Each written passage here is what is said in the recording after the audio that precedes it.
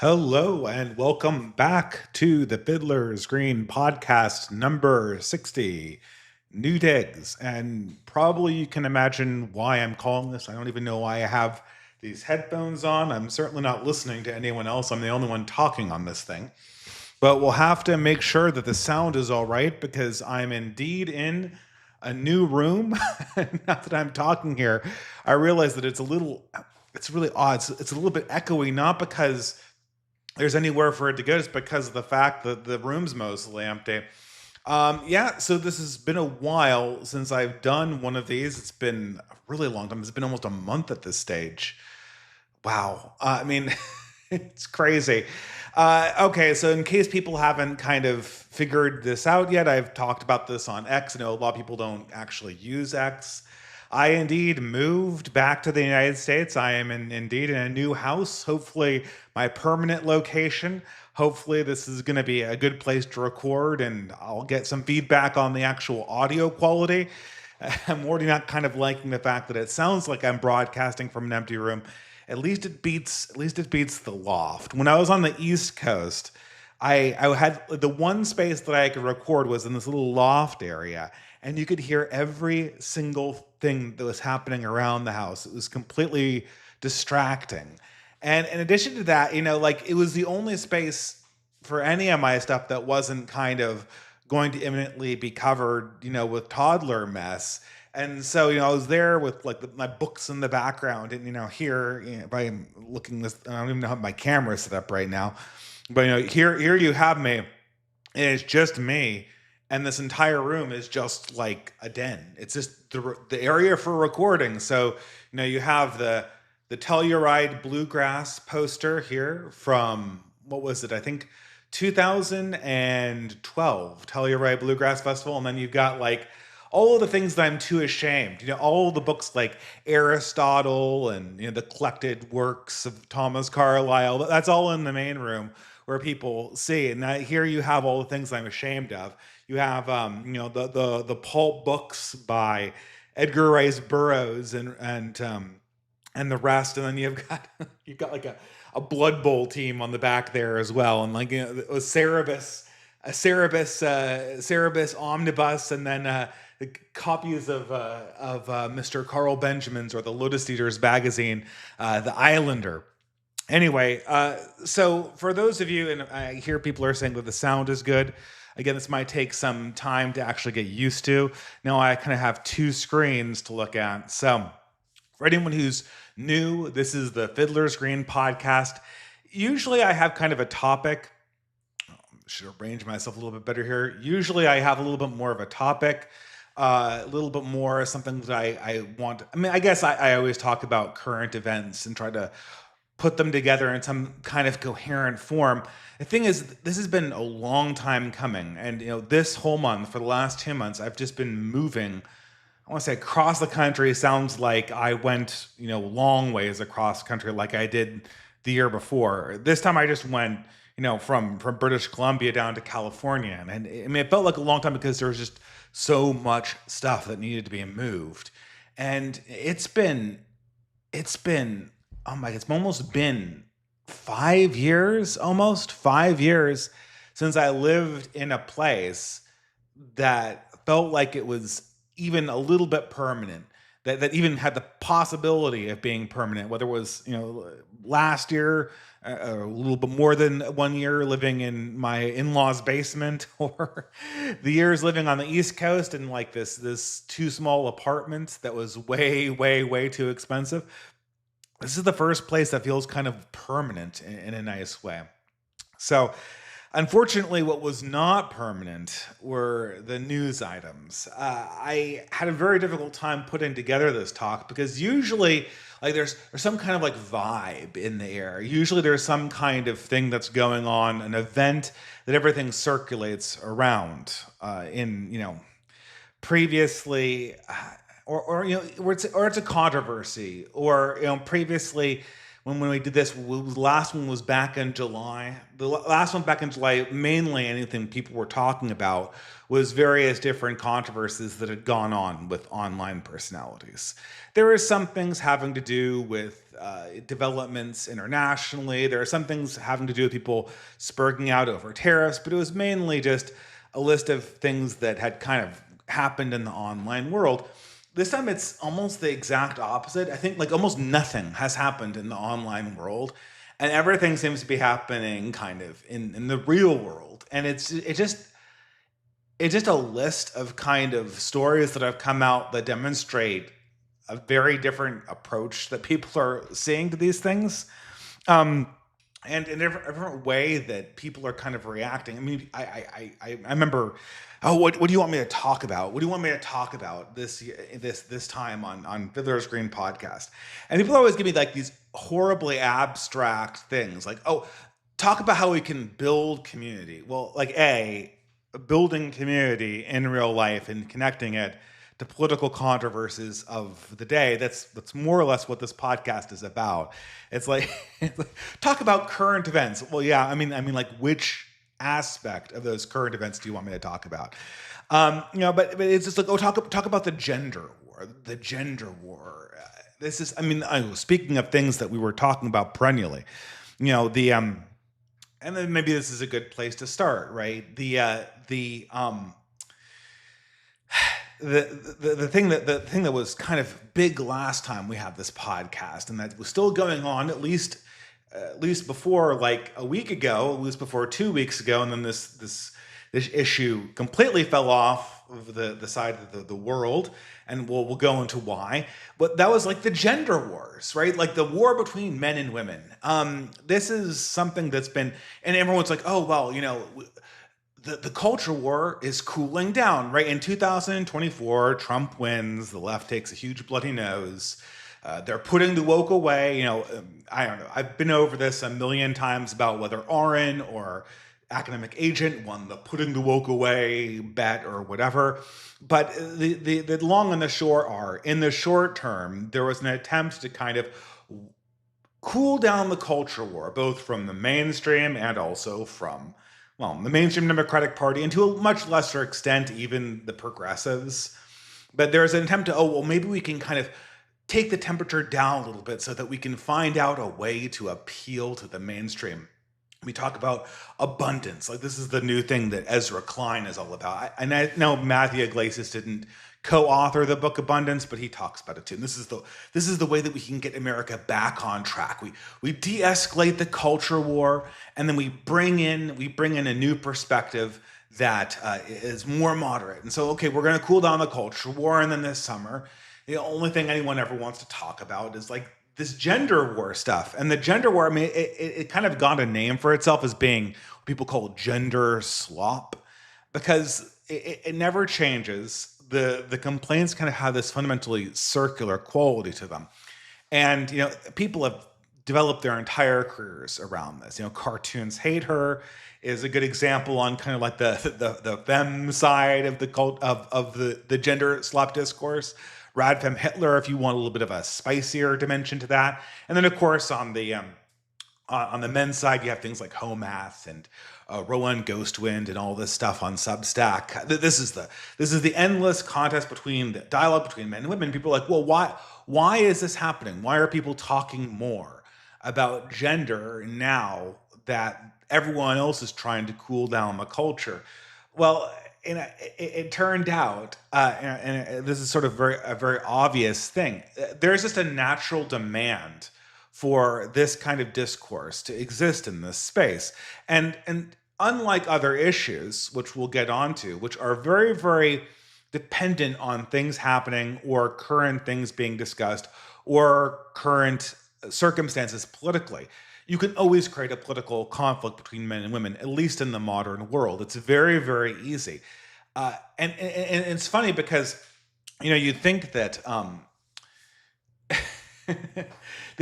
I guess, and it's not hard to see why. There's a built-in audience for it, right?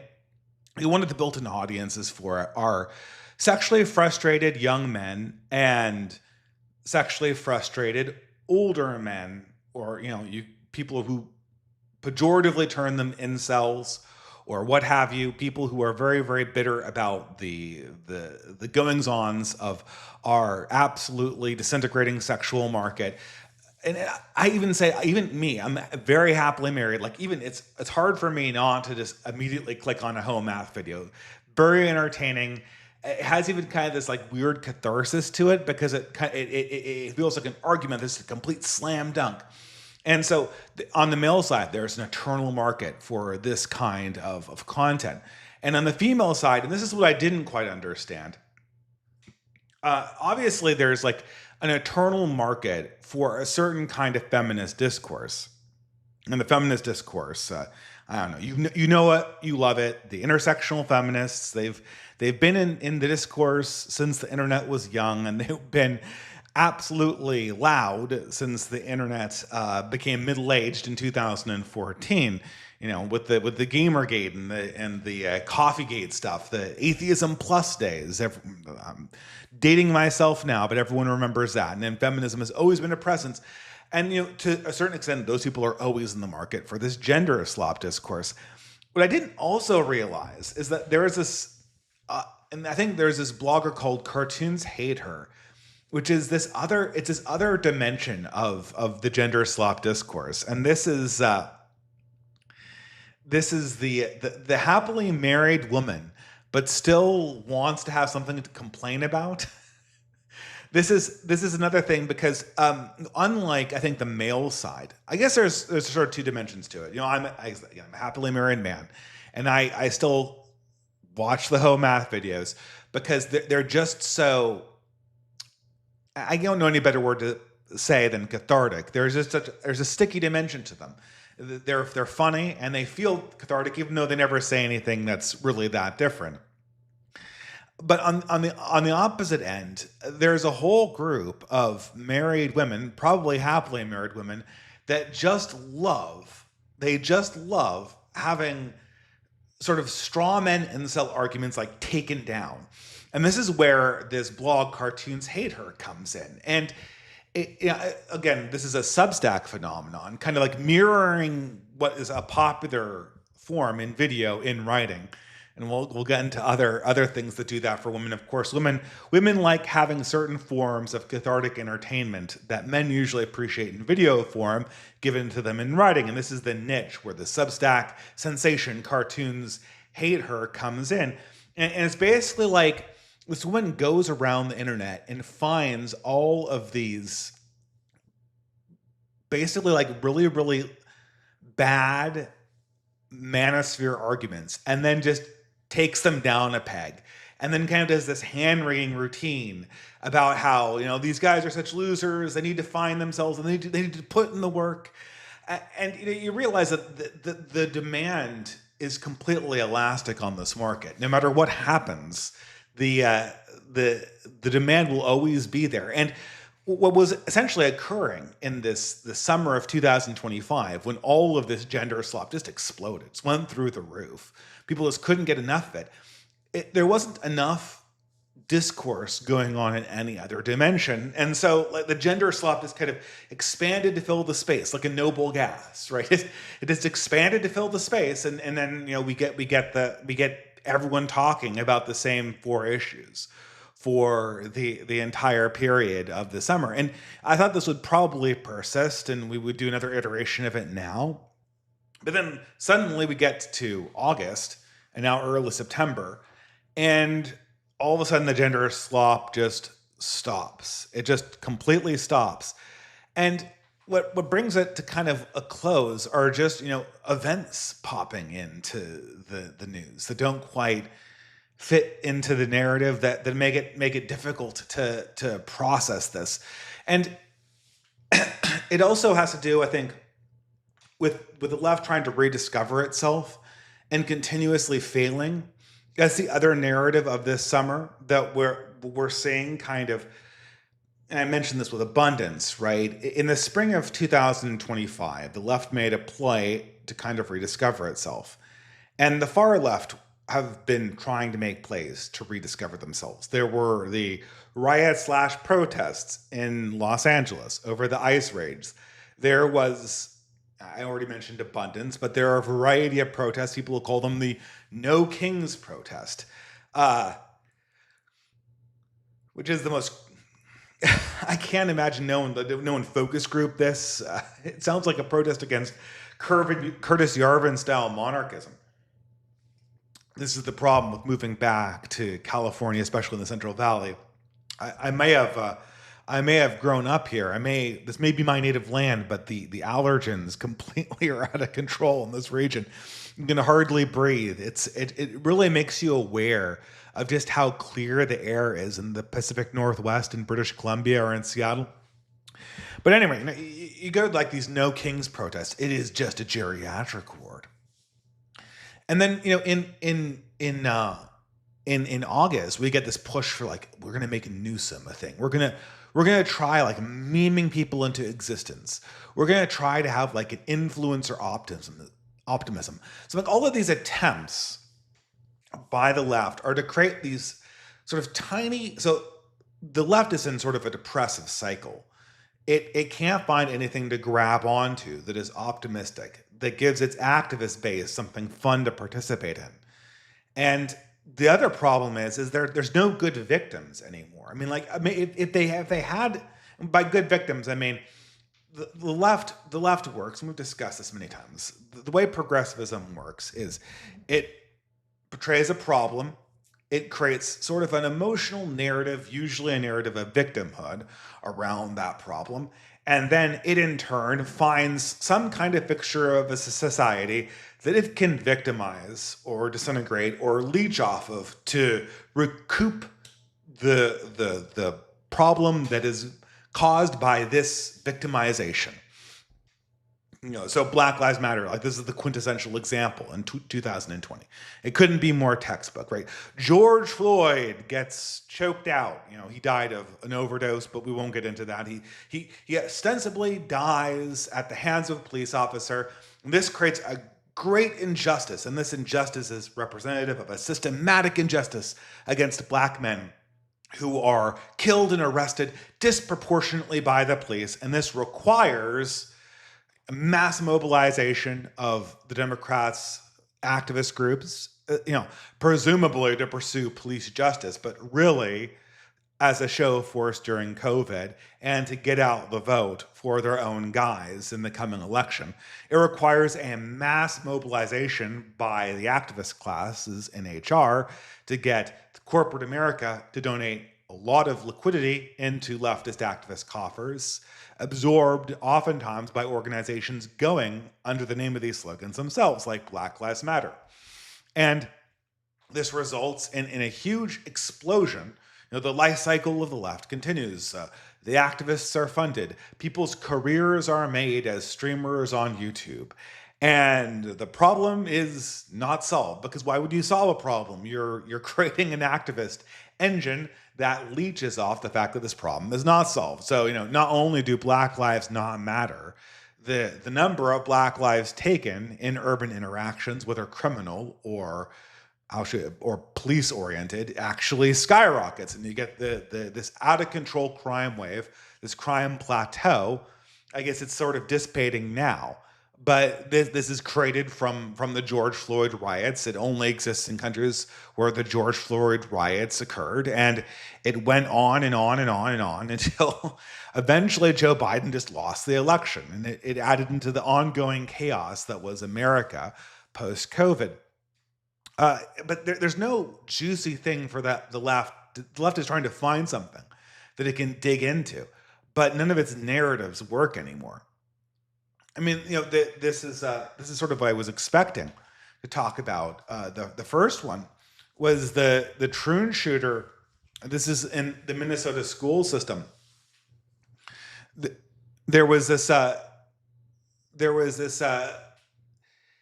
really bizarre case, and this is sort of a classic example of a leftist issue, is the school shooter.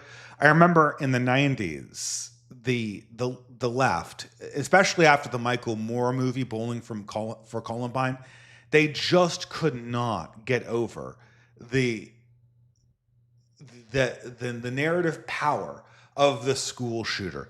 What was it? Dylan Klebold and Matt Harris were the peoples, right? These are like the perfect villains for the left. They were affluent, they were white, they were wielding semi-automatic converted firearms, I believe. They killed an enormous number of people. And all sorts of narratives could be spun off from this, as well as leftist activist causes could be spun off from this. And this created a pattern where school shootings themselves were events, or shootings themselves. The other one I remember wasn't a school shooting, but this was almost 15 years later, was the shooting of Gabrielle Giffords, who is a congresswoman. I don't know, was she from Arizona? But she got shot by an activist, a crazy person, a schizophrenic. And this had absolutely, as far as we can figure, this person had absolutely no connection to anything. This was a schizophrenic who had some kind of weird predilection with this person in particular, and shot her because he had the opportunity to see her at a rally. But this was spun into the narrative that Republicans themselves were committing stochastic terrorism. They were putting out signals into the ether that were indicating that their gun nut audiences, their redneck audiences, should come out and go around and start shooting Democratic Congress people. This is a ridiculous narrative, but it created this pattern. Every time there's a school shooting, you get to cash in. Every time there's a race incident, you get to cash in. And so there's sort of this Pavlovian response. I mean, what was the first one that I ever experienced was the Rodney King riots. The Rodney King incident should have been something that was deeply embarrassing, like just on its surface. Everything about the narrative was incorrect. If you dug into it, right? Rodney King, who was, essentially on drugs, from what I've heard, he resisted arrest and then he got beaten, and this triggered a huge riot. I mean, it was even in several songs, but I remember listening to the Sublime song. Sublime was a ska band from the mid to late 90s. They got popular after their lead singer passed away. I don't remember the lead singer's name. He was less famous than Kurt Cobain and kind of popular for the same. I mean, Kurt Cobain was popular before he died, but there was a mythology around him because of that. And he wrote about being in the hood when the Rodney King riots happened, and how it was about justice, like economic justice, because this lead singer was white. It was economic justice. That's the reason why we're burning down this Walmart and looting and all this stuff. This is absolutely. I mean, when you kind of soberly examine this from the perspective, like 30 years later, looking back on the Rodney King riots, you kind of, and other countries would do this too. They'd look at the facts and they would make no sense. It's like, okay, so a drugged out guy gets pulled over by the cops, resists arrest, and gets beaten, and this gets captured on videotape, and now all of a sudden this somehow justifies mass crime and riots that kill a bunch more people and then burn entire sections of the city down. This should be deeply embarrassing for the left, but as a matter of fact, this completely reinvigorated the left. This completely reinvigorated the left. It took a movement that was basically on its knees since the Reagan era. They had no ability to connect the mainstream Democratic Party with the causes that were promoted by the radical left, the people that came from the 60s, and it momentarily gave them like this common narrative they could just tap into. And the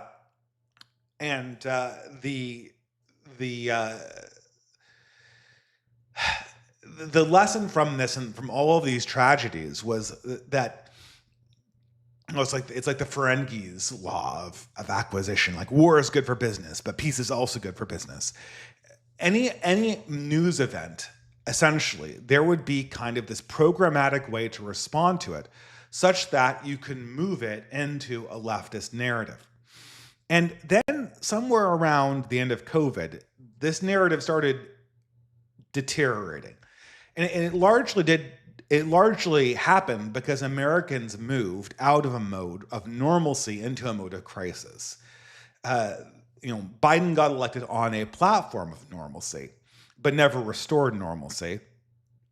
And so when Americans learned was normalcy is never restored. And now we're coping with an era of continuous crisis. And this meant that all of the typical narratives people like putting around these events were radically unsuited.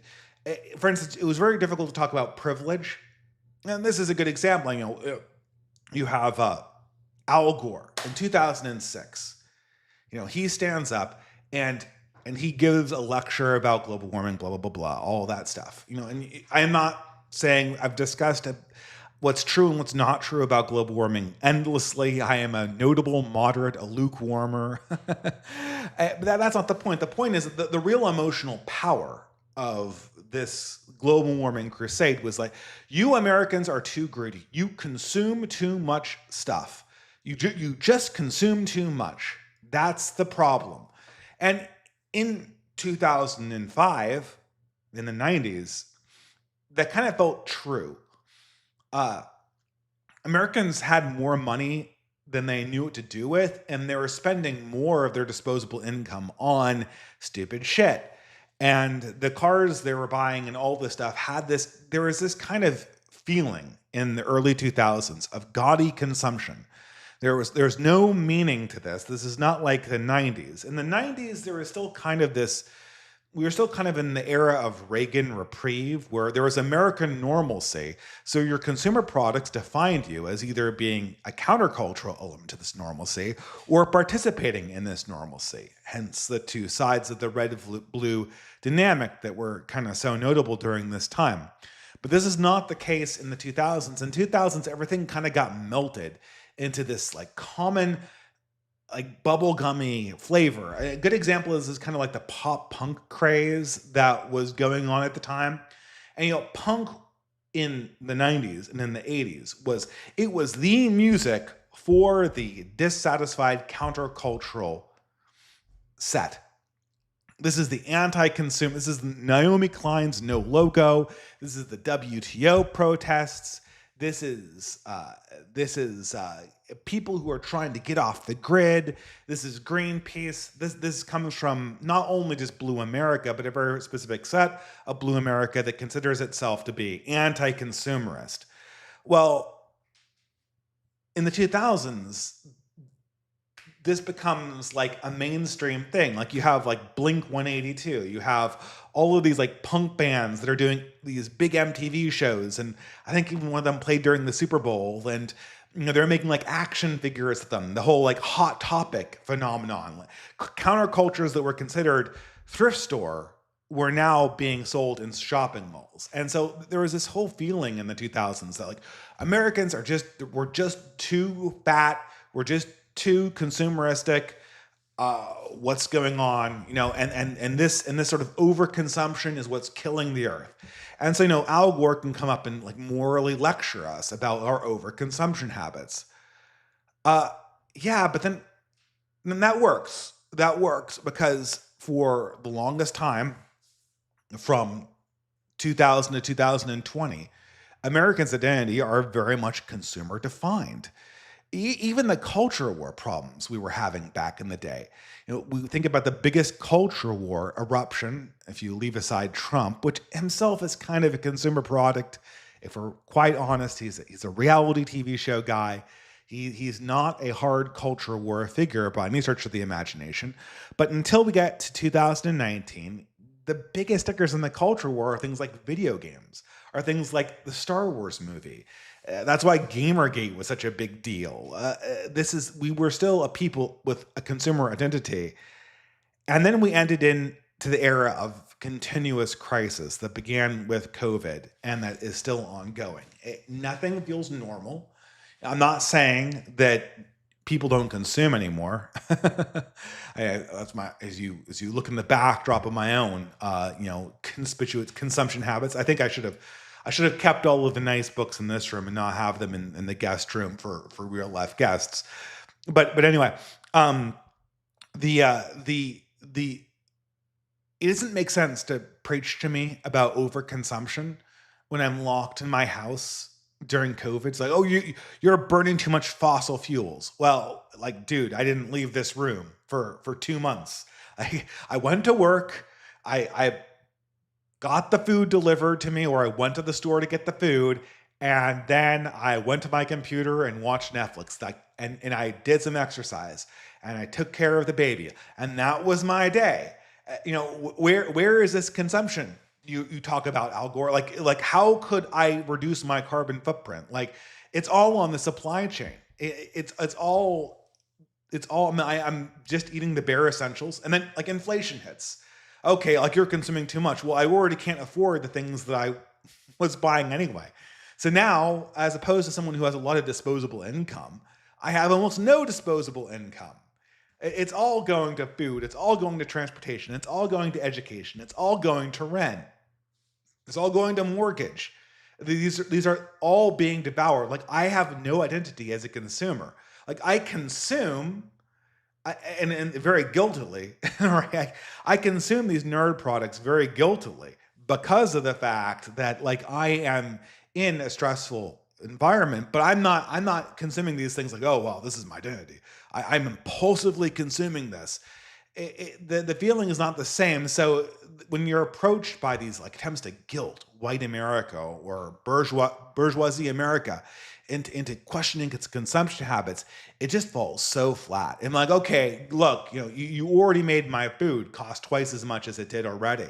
You already had me cut my consumption habit, my entertainment budget in half. What more are you looking for in this process? Like what would actually help this? Like what is that? What more do you need in my crusade? And in the meantime, the actual activist left was defined by lifestyles that themselves could only be considered consumeristic or nihilistic or petty.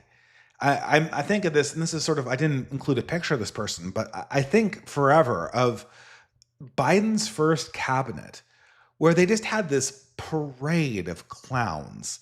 They had one gay TikToker who is the assistant press secretary and was doing all of these incredibly cringe TikToks for Jen Psaki at the time. And then they had the what was it? Some subsecretary of the Department of Energy was this absolute gender goblin. And you're looking at this person and thinking, you're in charge of nuclear waste, one of the more serious things in the department that is most responsible for energy consumption, which is something that you're telling me I should be worried about. I need to be guilty about my consumption habits because of the energy impact they have on the grid, because of the carbon that they pull out of the system via their supply chain and impacts. I should be guilty of this. And you take energy production so seriously that you put this gender goblin in charge. Oh, no. They're really, really qualified. This is the most qualified expert we can have for dealing with nuclear waste. That's all they care about. And they just happen to have this weird trans identity. It's just a coincidence that they have this weird, crazy trans identity where they dress up in women's clothing and have a goatee and a bald head on and bright lipstick. They just happen to look like that demon from Pink Flamingos. Like, that's just a coincidence. But it's not, because when I put that person's name in Google and look at their Google footprint, I don't get a bunch of Google Scholar entries. I mean, you can find a few if you look. Not very many, about as many as you can find for me. If Dave Green were my real name, which it's not, you can find a little bit. Like, you can find academic publications that have low impact scores. But 90% of what you get is their history of activism. And okay, well, they still could be kind of qualified. I mean, most people who are really qualified, let's be serious. I'm a professional engineer. But I do a day job. It's not my passion. The people who are really at the top of their game in my field, it is their passion. They work their job and then they come home and they go to work like doing side projects in the same field. And that's probably how I would work if blogging were my full-time career, right? Or writing were my full-time career. Like, I'm just so passionate about it. They do side projects in the field like I'm doing this blog. Something that they care about quite a lot. And so, okay, what does this person do? Okay, they're not doing nuclear science, so they're just working a job in nuclear science and then coming home and doing gender activism. That's fine. I guess they don't have a kid. But in addition to not, being so passionate, you're doing this 80 hours a week. In addition to not doing that, this person has time after they do their super, super important government job, after they finish their activism, to then go to random airports and start stealing people's bags. Like, committing felonies is their hobby. And I doubt that's like their only hobby, but like, this person just goes around and robs people. This person is not an expert. This is not normal.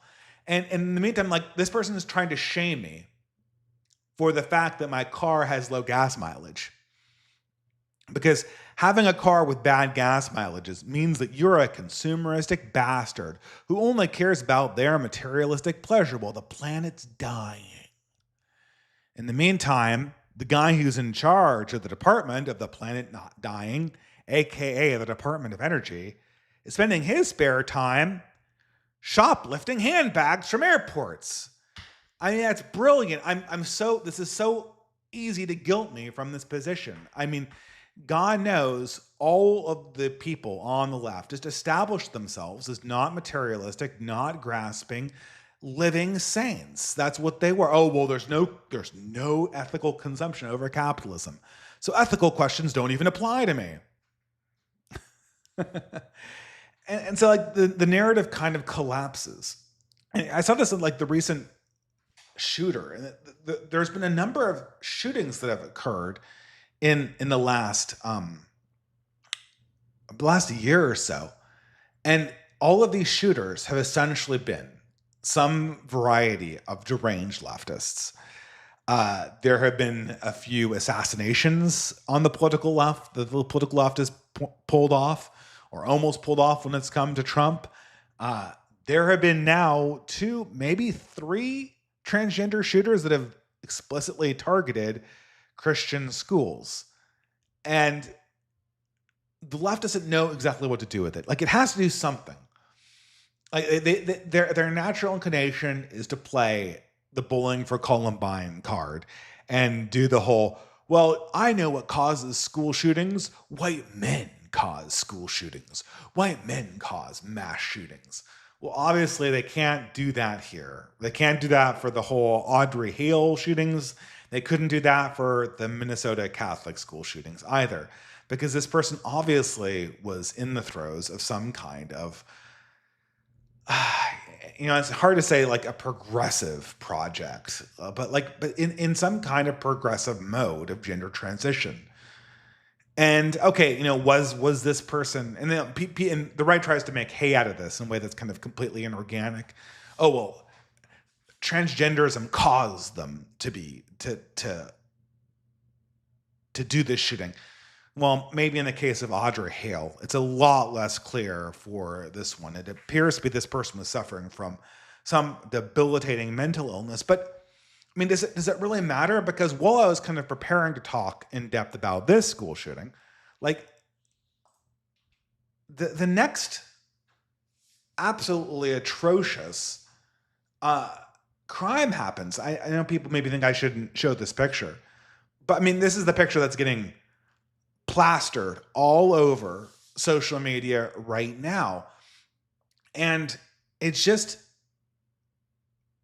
it's difficult because it's so, I mean, first of all, it's morally shocking. Like, the objective, I'll spend some time describing it. Maybe I shouldn't even, maybe I shouldn't keep this picture up. I don't know. I could turn it off if people think this is offensive here, right? But I mean, like,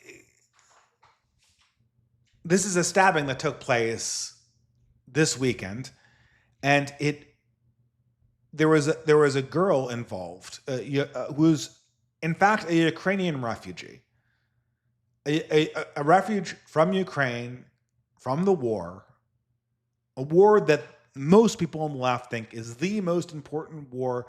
Nothing is more important than the safety of the Ukrainians. She gets resettled inside America, and wouldn't you know it, because of how our resettlement policy works, she gets dumped into one of these urban hellholes, Charlotte, North Carolina, and she gets a job as a pizza waitress, a pizza shop waitress. What can I say? I mean, part of this is this. It's this collision of, I mean, the number of emotions that are involved are kind of too many to process, and it's hard to know like why this particular incident brings them all out. I guess it's because how perfectly in relief it is. This woman, who's pretty enough to be a model, like, she has the model physique, not really my type. I tend to like, brunettes and women who look like my wife. I tend to like my wife. But she could, in America, if women looked like this, she would not be working at a pizza restaurant. She would have lined up something else better for her. And the photos she has on Instagram kind of reveal this. Second, she's in Charlotte, North Carolina, a city in the South that has a very large African-American population. And she's taking public transit. And she gets on this public transit, and she is dressed essentially in the Western version of a chador, right? She's wearing the Western hijab, the baseball cap, the khaki pants. You're not seeing an inch of skin. She looks like a boy. She's not attracting any attention to herself. That is uncalled for. A sheik couldn't find anything wrong with this woman's appearance other than she did not have his particularly preferred head covering. but there's no lust being elicited. She looks like any random white person who just got on this bus. She sits down to the guy. The bus starts, and then out of nowhere, he stabs her through the neck. She recoils in terror while she realized that she's just essentially had a death blow struck against her. And the guy shambles off, dripping blood from his knife, taking his shirt off and preparing to exit and mumbling, "I got a white girl." And what was so odd, and there's a lot of things about this too. It's weird. A few things got to be happening. Like initially, people are like, "Oh wow!" Like this, the people around there, they should have stopped this. They're all locked into their phones. Well, everyone on public transit in America is on their phones, so they don't make eye contact with a crazy, because the easiest way to get a kind of spurg out reaction from one of these crazies on public transit, at least in New York or San Francisco, is to make eye contact with them. So you've got your phone in front of your eyes so that you don't make eye contact. And of course, this blow comes so fast, nobody could see it. But the next result, what's so puzzling about all of this is, while this woman, after she's been struck, after there's this extreme moment of vulnerability, the four other people who are immediately around her for the minute and a half she has, well, she's still standing before she collapses and bleeds out, they shuffle off the bus in the direction of the killer. So, I mean, your two instincts when you see someone get stabbed another person, and it's obvious that she's been stabbed, like no one's under any illusions. There's already blood on the floor. This woman's already recoiled. We know what's happened. The two instincts are run away from the killer or go and assist the victim. I don't know any other way to do it, to deal with the situation. But on the camera, after this woman's been stabbed, they walk past the victim in the direction that the killer left the frame. So they're moving away from the victim and towards the killer. It's almost like they don't want to be bothered with dealing with this woman bleeding out in front of them. It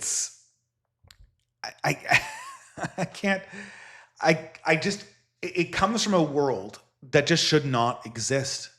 And of course, eventually, I should mention this, eventually two good Samaritans, apparently it looks like a black man and a white woman from another area of the bus, come back and try to stop the bleeding, like after the other four people that were immediately next to her just didn't even flee. They just kind of dislocated themselves away from this screaming woman who had just been stabbed. And of course, losing critical minutes in which she just bled out. The situation shouldn't happen for so many reasons. Like, people should, when someone's stabbed, there should be an attempt to stop the killer and support the victim, aka stop them from bleeding out, which usually just means putting pressure on the wound as much as you possibly can. And none of that's done. And what's so bizarre about this is you just know what happened. This woman is European. She's Ukrainian. She's Slavic. She has in her mind, oh, it's public transportation. It takes you from point A to point B. Oh, why are Americans? Americans don't use public transportation because they all just, like Al Gore told us, they're just such consumeristic whores. They just have to drive their SUVs around. Why wouldn't anyone just make use of this bus that takes you cheaply from point A to point B? This is the reason. The reason is, in cities like this in America, you can't take a light rail system or a bus without constantly being on guard against just these kind of circumstances happening. And so she naively sits herself down, as she should be able to do, completely not drawing attention to herself, and then is just struck down. Struck down because she was white. I mean, okay, is it because she was white? I mean, this is the question, right? I mean, the obvious observation is that this guy was insane. And this is true for the Minnesota shooter as well. This person was a deeply disturbed individual. They were suffering from some kind of schizophrenic type condition, some kind of interactions possibly with drugs were involved, conditions that are not dissimilar from what we would call in previous eras demonic possession. These persons were in evil states. But the vector still is always to lash out at a certain kind of victim, that they've absorbed from media, from the African American community. The great oppressor is the white people. From the trans community, the great oppressor being the Christians. So when they're in these altered evil states, naturally, they're drawn to these kind of conclusions. And it's fun. I understand how radically unfair this sounds. I was talking about the shooter of Gabrielle Giffords. And how am I not doing the same thing that people were doing when they tried to blame Sarah Palin for the Gabrielle Giffords shooting? In some sense, that's a fair criticism. It would be a fairer criticism if there was not this constant push towards militant activist violence on the part of the left. There was no push on the part of Sarah Palin to go out and shoot Congress people when Gabrielle Giffords was shot. That was a complete fiction invented by the Democratic Party. There was no push towards some kind of coup by the Republican National Convention. Well, at least certainly that's argued in 2000. Was it in January 6th? It's just non-existent. And additionally, okay, fine. We'll treat this as a crime. We'll treat this, if you want me to treat this like crime, the way that people were proposing we treat the Gabrielle Giffords shooting, well, that would be great, except for the last 4 years, people of the Democratic Party have been disabling our ability to actually do crime. Now, I'll put this thing back again. The other thing about this is you are looking at this stabbing. Okay, fine. The guy is crazy. The guy has anti-white opinions that he's obviously absorbed from media.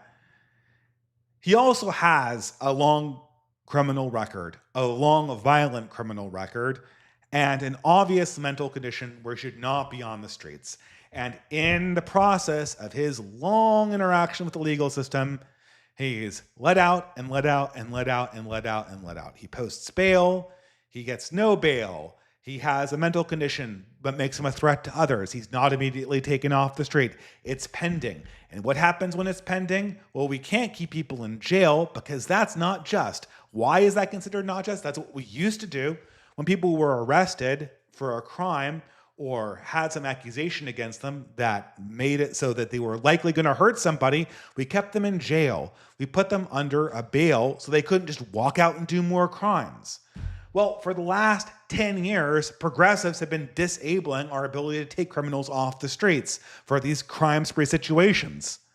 So no matter how you look at this, it's increasingly interesting because at this stage, the big solution to the whole Minnesota shooting, the big out that progressives were going for is, okay, we're going to spin this as a gun control issue. That's going to be the way that we take the situation for this Minnesota shooter, which looks like, again, I don't want to superimpose the Audrey Hale shooting on it because this is much more complicated. The Audrey Hale situation felt like an ideological act of terrorism against conservative Christians. The Minnesota shooter, less so. It felt more, speak very vaguely, it felt more kind of like demonic possession. It felt more like a schizo episode that then was given political coloring afterwards. But the big but we can't talk about mental health either, because then we have to talk about institutionalization, which is another policy that the left has been fighting for decades. For decades and decades and decades and decades, they have prevented us from actually dealing with dangerous mentally ill people. And their big hope is, oh wow, we're going to turn this issue into a gun control issue.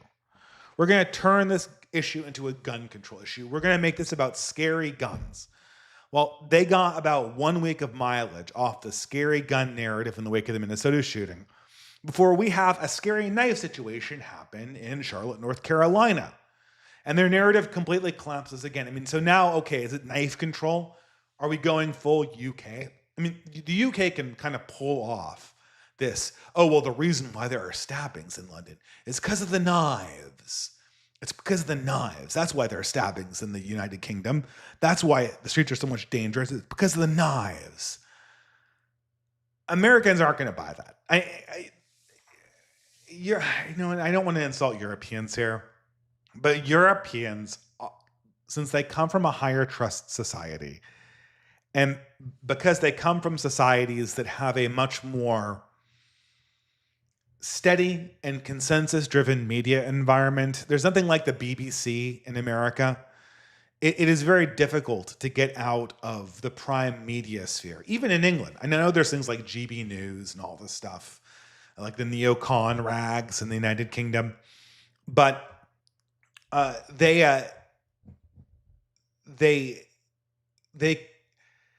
it's not the same thing as Fox News. It's not the same thing as all of the alternative media sources that exist in the United States. And so, like, knife control plays in the United Kingdom because pretty much the entire boomer generation can be psyoped into thinking that the problem with London stabbings is ninja weapons. Sure, you could float that message in America, but it won't survive because there's no way you can even stop boomers from hearing at least the Fox News talking points. And once it's clear that the culprit is not a scary AK-47 or a scary AR-15, but your set of cutting knives that you have in your kitchen, and almost all blue staters are big foodies. They all have a huge collection of knives. It will immediately become ridiculous. And again, like, okay, oh, well, people should have done something. Maybe this is an issue about Good Samaritanism. And I remember, to go back to Bowling for Columbine, after, people misremember Bowling from Columbine. Michael Moore does this whole anti-gun / gun control movie called Bowling for Columbine, where he tries to retrace the steps of the Columbine shooters. And you're thinking, oh, his thesis is going to be gun control. But, of course, Michael Moore is more clever. At least he was more clever than he realized that if he did a straightforward, we're going to come grab your guns, that simultaneously the film would be perceived as being this kind of a political tirade, which it was, agitprop, as they say. It would be perceived that way if he came out and said, the solution to Columbine is gun control. So towards the second half of the movie, he instead starts lecturing Americans for just being unkind and fearful of each other. He kind of does this whole, it's kind of funny he called it Bowling for Columbine, because the other thing that was a big hit, that was 2001, 2002. I think it was one of those 2 years. It was 2000 and, I can't remember if it was 1 or 2, but it was somewhere in between those years. I think it was summer of 2002 where Bowling for Columbine was the big deal. And at the same time, there was Bowling Alone. And I don't know if that's why he called it Bowling for Columbine. It was presumably just a joke on the fact that the killers had gone bowling the night before. So why don't people blame Bowling for Columbine? Haha, get it? That's the joke. A very unfunny kind of hipsterous vibe that immediately became insufferable in the coming decade. But his idea was, I'm going to lecture white America on how they're insular, they're atomized, they're consumerists, and they're all afraid. And so he comes around in his tour, and This guy has got some chutzpah. I'll tell you, Michael Moore. Okay, for the chat, he's not Jewish, so let's not go there. I know he's Gentile. I'm pretty sure he is. So it's not that. But this guy has got some chutzpah because it is a year after. It is a year after September 11th, and this guy is going around lecturing white America about how cowardly they were. And so I remember him coming to my college town, which will be unnamed for now. And he gives this lecture, and of course, what he does the typical thing: gun control, gun control, gun control, gun control. And then I'm going to bookend it with this giant moralistic lecture about how we should be more moral, about how we should be better people, about how white America in particular needs to be less afraid. And Michael Moore says, "Don't you know? Look at this. Just think about how complacent we are. Americans will accept anything." And he said, "I bet you that if the people on the planes in 9/11 had been black people, they would have gotten up and they would have wrestled those hijackers to the ground, like in Flight 93. There wouldn't have been any airplanes that had gone into the Twin Towers because, non-white people would have been way less complacent than white people. White people were just so complacent. We just let crime happen. We let crime happen because we're so afraid. We're just like little atomized, like the Bowling Alone person, like the Putnam book you've all read, because it's all on your college reading curricula this year. We're all just like little atomized boxes. And if community thinking people of color had been on those planes, well, then all of the planes would have gone full Flight 93. There never would have been any attack on the World Trade Center. And this flew. It's crazy to think about this, but this is what they wanted. This is what white America, blue America wanted, is a certain variety. And I don't think he would have said this. I don't think that Michael Moore would have said this live if this lecture had been given in Flint, Michigan. Well, Flint, Michigan's mostly, let's say, oh God, what's a really white Michigan town? Blanking on it. Battle Creek, that's white, right? Like Battle Creek, Dearborn's not white anymore. I don't even think East Lansing's white anymore. If this had been like, I don't know, Mackinac Island or something like that, or Bad Axe, right? Bad Axe, there's a very white town in Michigan, right? If he had been giving this lecture in Bad Axe, Michigan, he probably would have left this part out about white people being too complacent to really pursue vigilante justice. Ypsilanti is not white. Ypsilanti is a college town, and he would have definitely given this. I'm sure that when he went to Ann Arbor and Ypsilanti, he would have given this exact same talk. And because for a certain type of rich, artsy, college-educated white person in 2001, they wanted a good fire and brimstone preacher lecture. They wanted to be told by a moralistic guy that they were bad for having all of this consumptive stuff, all of these consumer products from the 1990s. They needed to be more communal. And guess what? The magical Negroes will show you the way to be more communal, to be more peaceful, to not shoot everyone with your gun all the time. That's also the message of Bowling for Columbine. The message for Bowling for Columbine was that gun violence was predominantly a result of white people shooting each other because they were so afraid and they had AR-15s. But there's no market for that moralism. We've tried this game. We've played the vigilante. I mean, first of all, it's so ridiculous. Is that is there anything that people dislike more, or progressives dislike more than white vigilantism? When we just had Daniel Penny for 3 years. For 3 years in the Biden administration, we had to play this pantomime with the left about whether Daniel Penny was guilty. And I thought that they would just memory hold this because he was obviously innocent. And like by year 1.5, when this was being brought to trial, basically after Rittenhouse, it was very obvious that there was that at least the legal system was kind of trending in a more conservative direction. And unless Daniel Penny really got bad luck, there was a very high probability that he'd be exonerated. But like these people like Matt McManus and Ben Burgess and all of like the Bernie bros, I expected them to kind of like cool it down and memory hole this. They just like went full retard and started commenting about the reason why Daniel Penny was exonerated was because false consciousness, like Marxist false consciousness. They're playing out their biases in the courtroom, just like To Kill a Mockingbird, right? It's just like we can't be white vigilantes. Like white Daniel Penny, it's like the reverse To Kill a Mockingbird. He's like the guy who lynched the innocent black man, and the guy in To Kill a Mockingbird was shot by the mob, not lynched. But this is an unjust vigilante justice against this poor innocent Michael Jackson impersonator with just this innocent lamb. All throughout this, up to 2024, we were still hearing this, and I couldn't get any of them to answer a straight question about whether he was actually guilty or not. There's nothing that they hate more than white vigilantism. There's nothing more that they hate more than white timidity. They're in the market for preaching.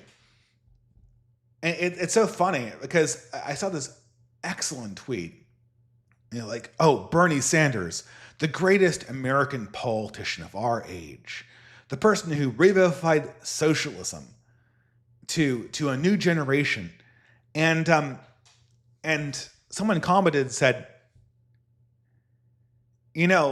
this person, he's got no legislative achievements under his belt. He didn't run a serious campaign for presidency.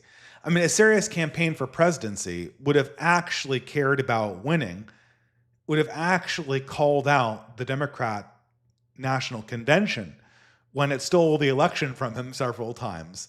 He would have actually stuck to his guns on immigration. But every time there's a policy question and it runs up against the Democratic Party's political priorities, Bernie caves. He caves. And what everyone loves him for, though, is he gets up and he has these big events where he rallies for socialism. And said, the legacy of Bernie Sanders is he's Blue America's Billy Graham. And I was just like, fuck. Oh my God.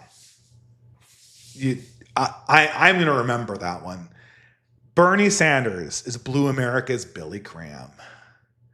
Like your religion is in steep decline. And here is this person that's kind of like here to do kind of like a revival of how things were. Like, remember To Kill a Mockingbird? Like, what if that was like what we were still doing? Do you remember Rachel Carson's Silent Spring? And that was what Al Gore's An Inconvenient Truth was. Like, oh, I'm going to make a movie version of Rachel Carson's Silent Spring. And, I'm going to become a sensation with it. And it was. But it didn't accomplish anything. I mean, arguably neither did banning DDT. But that's a whole different contentious discussion. And one that's a little bit more nuanced than either side would really want to talk about. But the problem with the left is that it's not, they're trying to push these buttons with these narratives, and these narratives are totally exhausted. It's not that, we've seen them all before, but again, we saw it all all of the stuff in the 90s. Like Michael Moore was a rehash of Ralph Nader, who himself was a rehash of other activists that had done their work in the 40s or even in the 30s. Or Upton Sinclair was kind of an example of that. He was more of a journalist. I don't exactly know who to compare Ralph Nader to previously. These kind of like activist people, this is a rehash, a recapitulation of this. The same thing is true for Al Gore. Al Gore is like a rehash of the environmental movement. Then you have like Rodney King. Really, we're talking about who's that?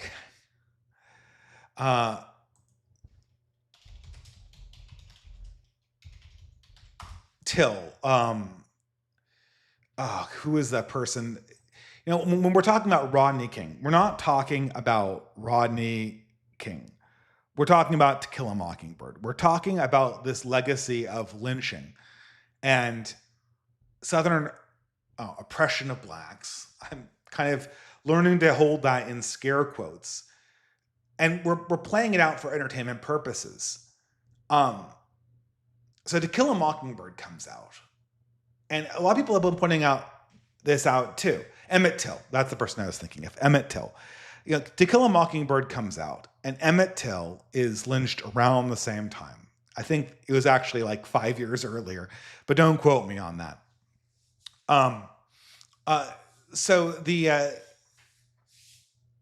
But this is itself designed to be a callback to early. I mean, To Kill a Mockingbird makes sense because it is a book that is set in the 1930s.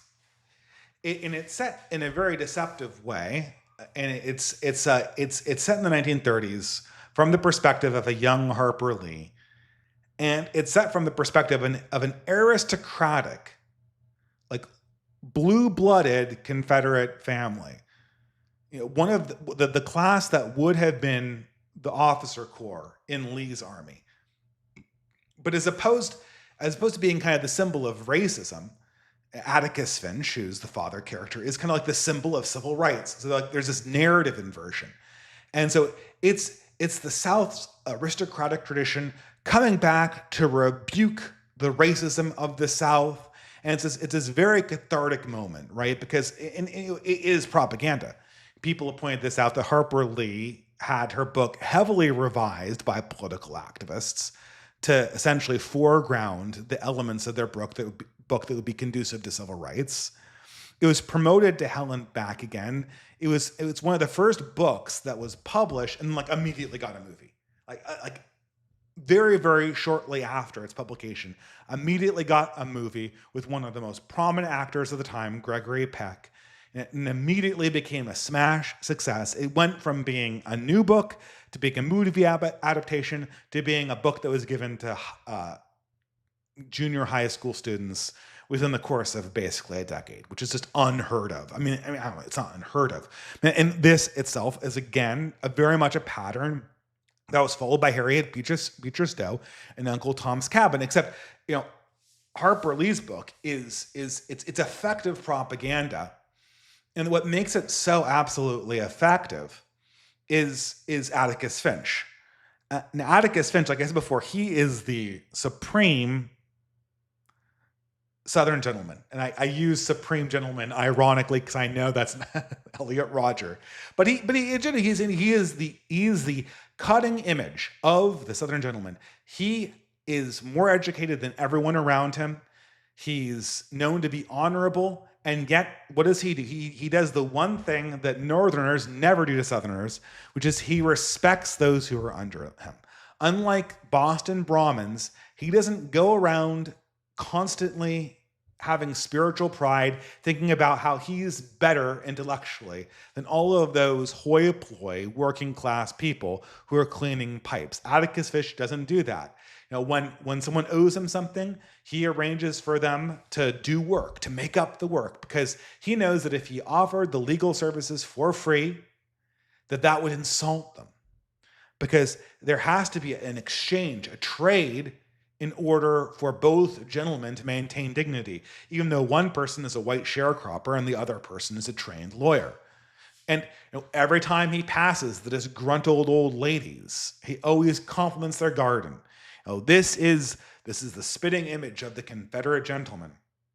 And it's brilliant because now the narrative of anti-racism is like the true spirit of General Lee was to not have racism. He's just too honorable to be a racist. He's too, and when there's a rabid dog, what is Atticus, like this is on the cover of the movie. Like, I don't know why this is such an important, I mean, it is important. This gets to the point of of To Kill a Mockingbird to begin with, right? I mean, Atticus Finch is this like supreme warrior caste, like lawyer, general, Southern elitist, but deeply respectful to his underlings. And as the title implies, the whole point of his existence is to show when force is necessary, when he puts down the rabid dog. And that's like a seminal moment, right? Sometimes you do need to shoot the rabid dog. And then the idea is, well, you never kill a mockingbird because the mockingbird is innocent. And that's, of course, the analogy to the black sharecropper who's being lynched. He's the innocent mockingbird that's being killed. And this is also packaged with the whole Boo Radley subplot that's to bring this all together. If we could only just be open to people, then we could simultaneously, meet our neighbors, we could know them, but we would still have like the strength to put down the rabid dog when it was out of control and killing people and threatening our daughters. And, we would still have that inner strength. This narrative doesn't work in 2025. It doesn't. I mean, there's just this complete exhaustion. When you try to resurrect this, it's been resurrected in Harper Lee's To Kill a Mockingbird. It's been resurrected in Spike Lee in the 1990s. It's been resurrected in every movie about Martin Luther King we've ever seen before. And it's coming back. It was resurrected all throughout George Floyd. George Floyd was the mockingbird we couldn't kill. Daniel Penny killed the mockingbird.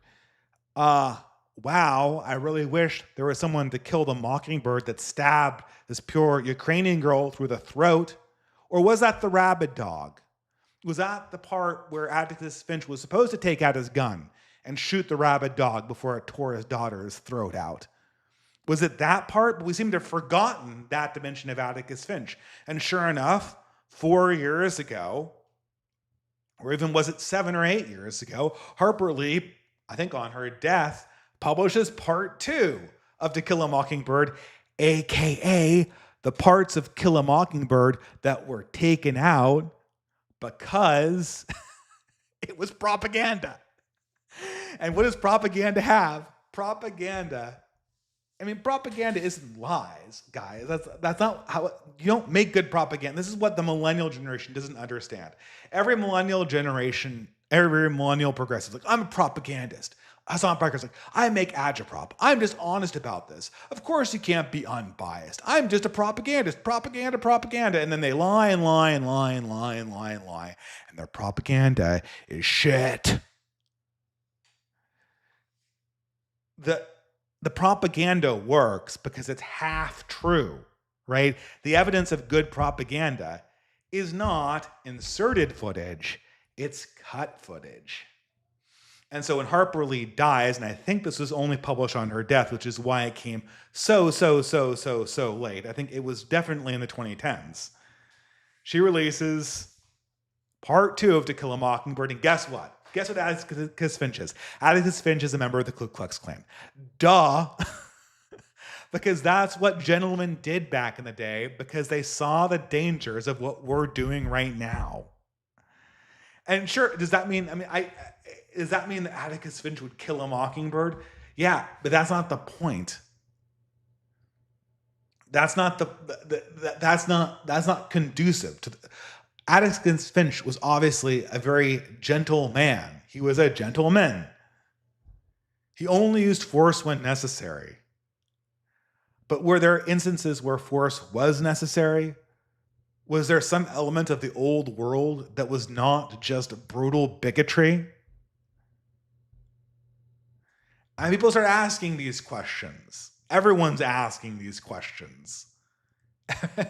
Everyone's asking, what part of these historical narratives was left on the cutting room floor when the 20th century built its propaganda narrative of itself? It's not even like I need to do anything. And this is why I say it's the exhaustion. I don't really even need to say anything. There's something, the stabbing, it contradicts all of the narratives the left has with gun control, with transportation, with Ukrainian refugees. And you just sit there and the kind of response, and I remember Charlemagne said this line once. I don't think he he really meant it to be anything grand or some kind of catchphrase or something that people would take to mark his stuff. But he kind of turned to the camera and he repeated a progressive line.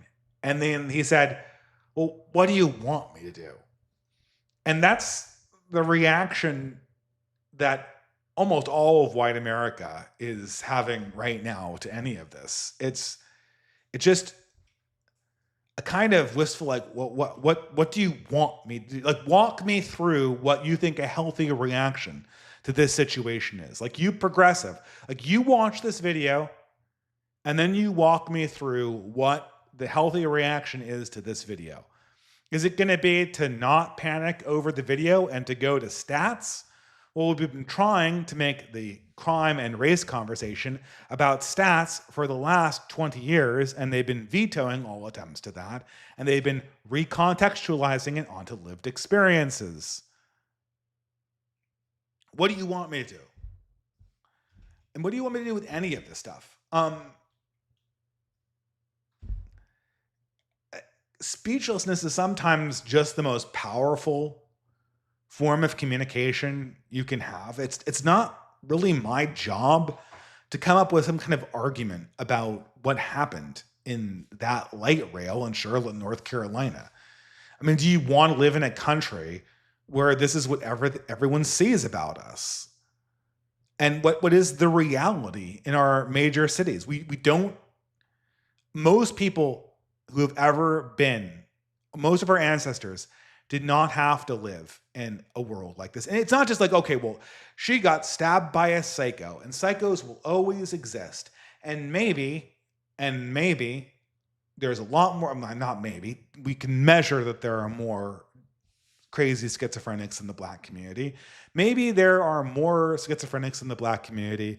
And maybe, if you're a right winger and we get everything we want, then Blacks and whites can choose to live separately if they so desire.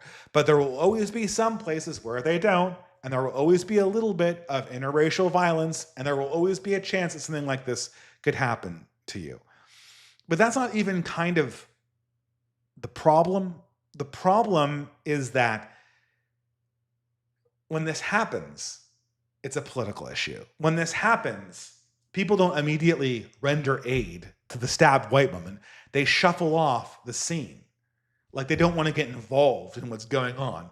It's living in a society that has so low trust that when a situation like this happens, we just have to kind of like situate ourselves for another round of propaganda or another round of spin.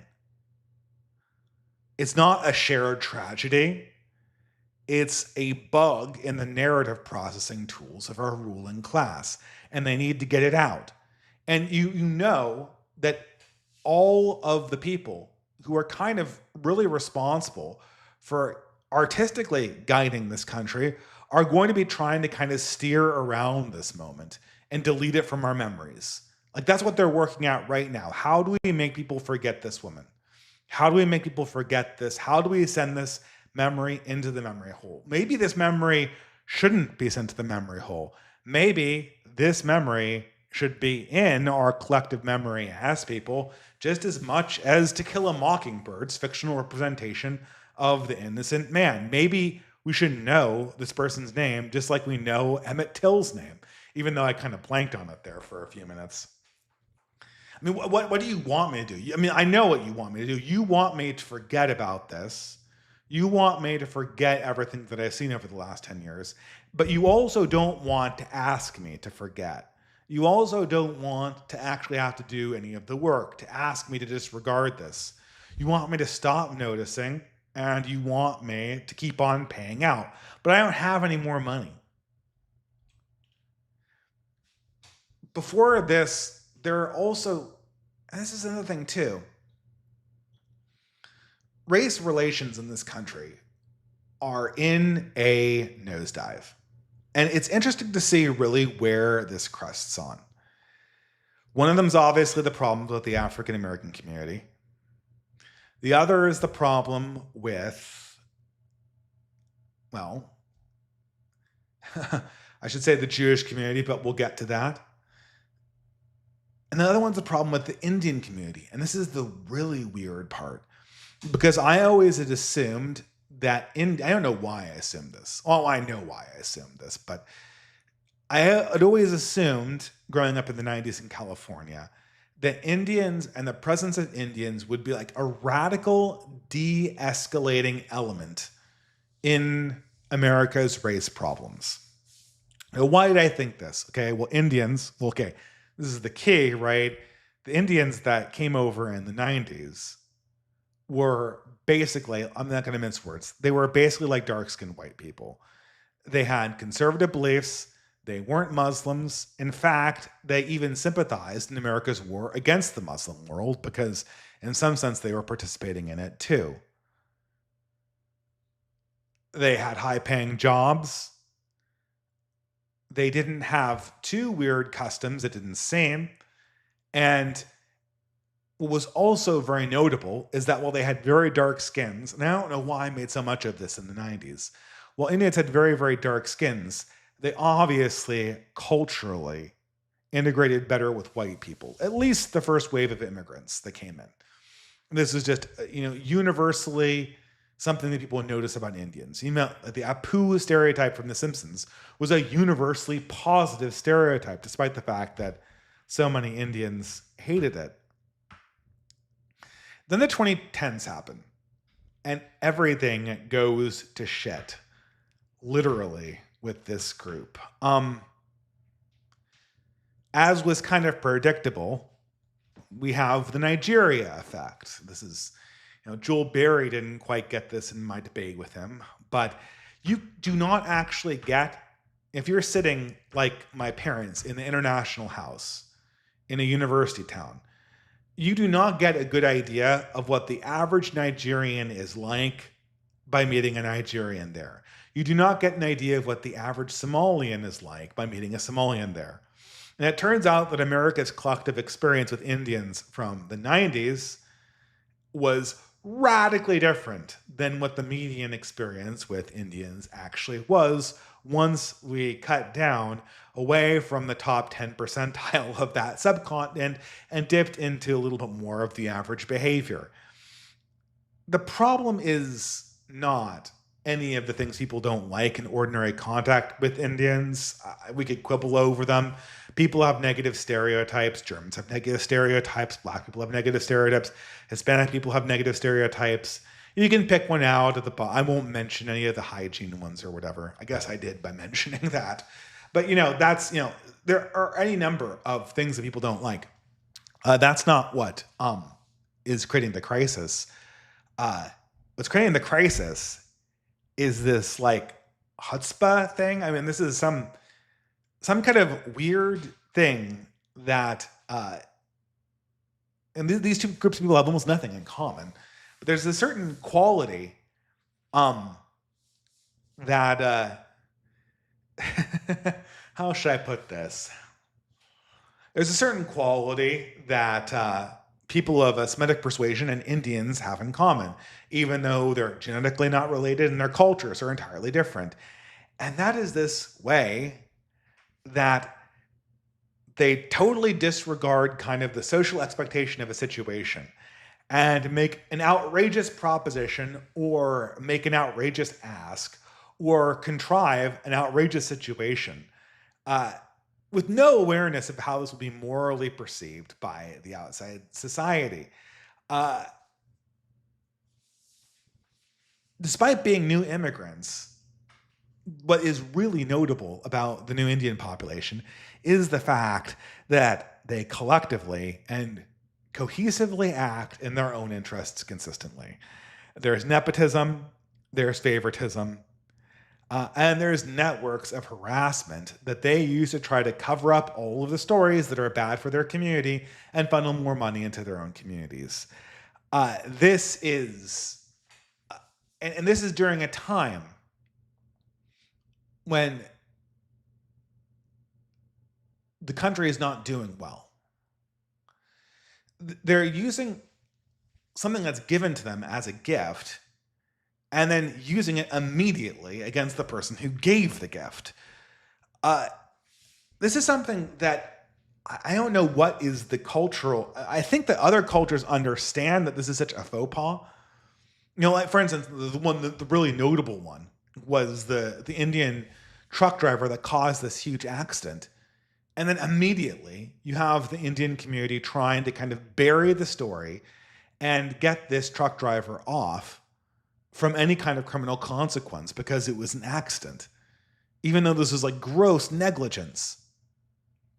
You have the numerous stories of discriminating against Native applicants in job searches, which is obviously happening. You have the swamping of job applications into all the white-collar professions. It's a pillaging operation. And all the while, like, there's this incredible lack of self-awareness. Like, even to notice or call out the reality that's going on. It's so offensive. It's so offensive. Are you anti-Indian? Are you racist? It's like the stories from, there was I guess this can't be racist or anti-Semitic since the New York Times covered it. But I've heard stories about this going on many times because I lived in New Jersey, right? And this is going on of ultra-Orthodox Jewish communities that would essentially take over school boards of schools that their children did not attend, hire their own relatives to essentially soak up more of the money, more of the employment money, and then defund the schools so they could refund their own yeshiva systems. Essentially just robbing blind the native populations for which these tax funds were allocated. And I know these ultra-Orthodox communities. Like these guys are not the Jews in Wall Street making billions of dollars. Like they're not net tax contributors. These guys spend all of their time studying the Torah and not contributing to the economy at all. Some of them doing welfare fraud to essentially make ends meet. And yet suddenly they have money. Suddenly they have votes to take over this school system and move more resources away from where the tax funds are supposed to be going. Essentially, all of the people of color that we're supposed to be helping.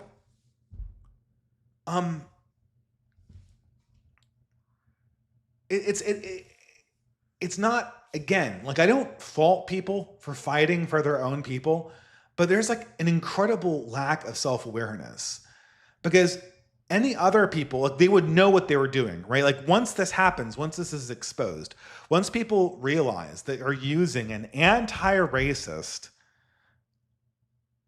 diversity hire program to hire only people of your own race so that you can displace the native population that gave you that anti-racist diversity hiring program, once people figure out that you're essentially siphoning off the welfare system so that you can take over the school system, defund it, and then use public funds to fund your own education system, then like that's it. Like once people figure that out, like it's war, it's vengeance. And the same thing is true for the Israeli stuff. I've been kind of watching this from a distance.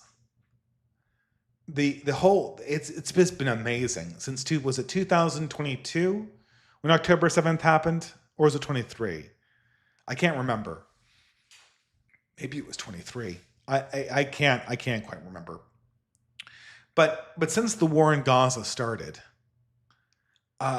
the behavior of the Israelis is they twist your arm. Ben Shapiro is a perfect example of this. On the left, the transaction is fairly simple.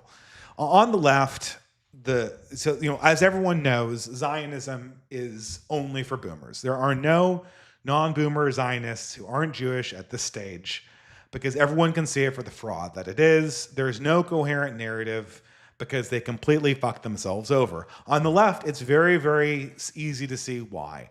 They've been telling us for the last 40 years that the worst possible thing imaginable is for white people to do settler colonialism And the war in Gaza is obviously settler colonialism. And the whole attempt of Jews on the left to wriggle out of the label white that they gave to everyone else to encourage this when it went on in South Africa and Rhodesia, and when it was used to dispossess other European peoples of their heritage, no one's going to let them do that on the left anymore. And their narrative control is not enough to allow that, so now their golem that they created is turning on them on the left. On the right, it's even stranger, because these people ought to know the questions they're going to get. And really intelligent people don't seem to understand this. People on the right, given what has happened, given the situation that we've been in for the last 20 years, what they are looking for is a collective identity for their people that is solid, that is historically situated, and that does not just come down to government-issued IDs and following HR guidelines at work, which the left writes. That's what people on the right are looking for. And that's the one thing that nobody in the mainstream pro-Zionist conservative movement ever gives them. It's always identity politics for me, not for thee. Identity politics for me, not for thee. And both of these contradictions are so easy and so easy to call out. And like when you confront people with this, you walk them up to this contradiction. You point right at it. Why is this contradiction exist? Why is Jewish identity politics fine, but German identity politics Nazism? Why is Jewish identity politics fine, but English identity politics not fine? Why can't there be a nation for the English, the Irish, the Welsh? The English, Irish, and the Welsh aren't demanding that we murder people to maintain it. And yet they can't have it? Why is settler colonialism bad when it's Dutch people or French people or English people? Why are there land acknowledgements in front of my university in British Columbia when that university is funding settler colonialist project that is ongoing right now? You burnt down my church, or tried to burn down my church, because maybe some nuns were mean to native kids 100 years ago.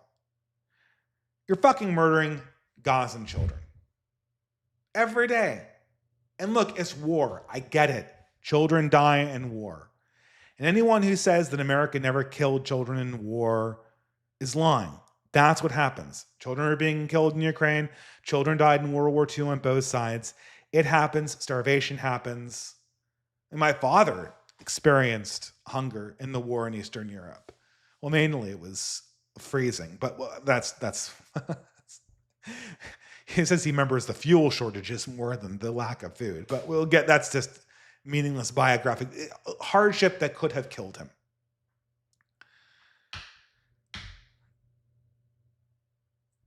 There's no way that you can, and so when you bring this up, oh, you're anti-Semitic. Put yourself in my position. Would this be satisfying to you if you saw this incredible hypocrisy? If you were caught in this double standard, if you were caught essentially asking something from me and my children to give to your people at my expense, and I asked you the question, would a counter accusation of racism make you shut up? Well, I don't know. No one could rightfully believe it if we did that, but we're just going to do it. We're just going to press the anti-Semitism button. We're going to press the you're anti-Indian button until you go away. And then we'll keep on trying to extract as many resources from you as possible. And the worst possible thing, and this is really going to screw the problem here is that I'm going to probably offend some of my listeners from Gaza or Palestine, perhaps. I don't really care where the border is between the Arab countries and the Israeli countries. I think that's something that's negotiable. And God knows remigration is something that we're going to have to do in Europe anyway. So do I really care if we could peacefully remigrate different populations to different areas to end this war? I'm actually kind of sympathetic to that. Okay? So like I'm not naturally somebody who wants to be against Israel. But it makes it impossible for me to not be in Israel based on how you're presenting this. You're presenting this and like the proposition again the question is like what do you want me to do? Indians are like, well, we should have the top positions because Americans are lazy. And Israel's like, well, we should have the ability to have an ethno state because we were oppressed. Or maybe we're smarter than you. Or maybe Indians are responsible for all European mathematics. Or maybe nobody suffered as much as the Jews did in the Holocaust. And that's why we can have these special privileges.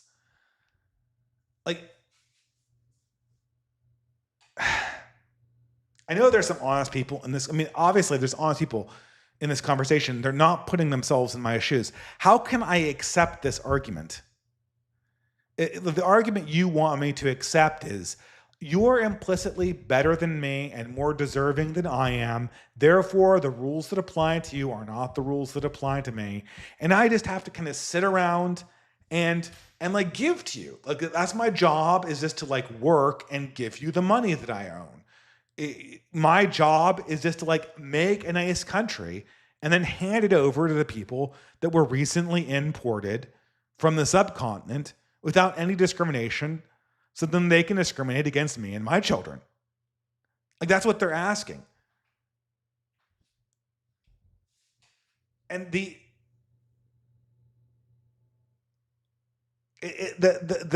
idea is like everyone else in the entire world is just kind of like waiting around. Like all people, I've heard of some conservative Christians too who've drunk in the Zionism Kool-Aid. And this is what really scares me, right? And if I were Yoram Harzoni or a right-wing Jew who was worried about this, I'd address this issue. Nothing dissuades right-wingers more from their support of Israel than seeing people like Glenn Beck and the rest of the boomer neocon establishment. Once they drink the Zionism Kool-Aid, it's like they believe that like all other peoples are just like not really peoples. Like we have no collective entity. We just wait around doing our stupid little Gentile customs, waiting to prove ourselves good or evil depending on how much support we give to the Jews. Like everyone, we're just like NPCs in this world. The Jews are the only PC race, or the Indians are the only PC race, and all other races are just like little NPCs. We go around and our job is to like make sure that they're appreciated enough. Sometimes in countries that our groups founded, this is not going to fly. Some of like an Israel follower of mine, a few of them actually, I think one Jewish convert and a follower of mine that is actually from Israel. Although I don't try not to pry into people's biographies, so I'm kind of spitballing this a little bit. He was like, Dave, I'm really worried about anti-Semitism rising on the right. What would you do in our shoes? Well, you know, the problem here, and I guess I don't know how this question asked me by Indians, but I think that if Indians had more self-awareness, they'd be asking this question, like, what could we do better? Well, I mean, this is a very difficult question right now, because right now what we haven't established is what is rightfully the possession of indigenous European peoples. Like, what can we even ask for? But before we go around making sure that we're maximally nice to Indians and Jews, we first have to establish that there is a collective interest for our own people, that we have the ability to ask for things like a country, like an identity, like a future for our children, like a continuation of our culture, like the ability to decide who we live around, like the ability to celebrate who we are. I mean, what they want, I don't know if this is cynical or not, but like until we establish that collective, you know, and I've noticed this pattern among Israelis and Zionists. Some very good people, don't get me wrong, But like what they want is like, okay, yeah, you're right. There are a lot of Zionists who go too far, but we need to make sure that you're against anti-Semitism. Okay, look, because there are good Jews, and we don't want to be swept up in all of this. Fair enough. And like I deeply sympathize with that, because that's exactly what I would be asking in their situation if the situation were reversed. But the problem is that like my hands are bound in this matter until we establish, like, I'm supposed to establish my relationship to this thing called the Jewish people. So it's my individual actions and how they justly or unjustly affect this collective thing called the Jewish people, their future, and their interests. Like, that's the framing of the conversation. But that's not the frame of the conversation I want. What I want is I want to establish, before we have the conversation about whether I can be just or unjust to the Jewish people, I want to understand who my people are in perpetuity, and whether the actions of the Jewish community have been just or unjust to their collective interests. Until the reciprocal question can be posed, I don't even want to engage in it, because I know exactly how it's going to go. Me being an individual actor, I am guilty. I'm possibly guilty of malfeasance, where the collective entity called the Jewish people can only be harmed. And so the framework is like, what are my actions doing to harm you? And how can I not harm you? Collectively speaking. No one's hitting each other. No one's directly stealing from each other. And so, like, do I have the ability to be collectively harmed? Have actions from the Jewish community cause collective harm to my people and their interests and their ability to be safe in their countries? I would say the answer is yes.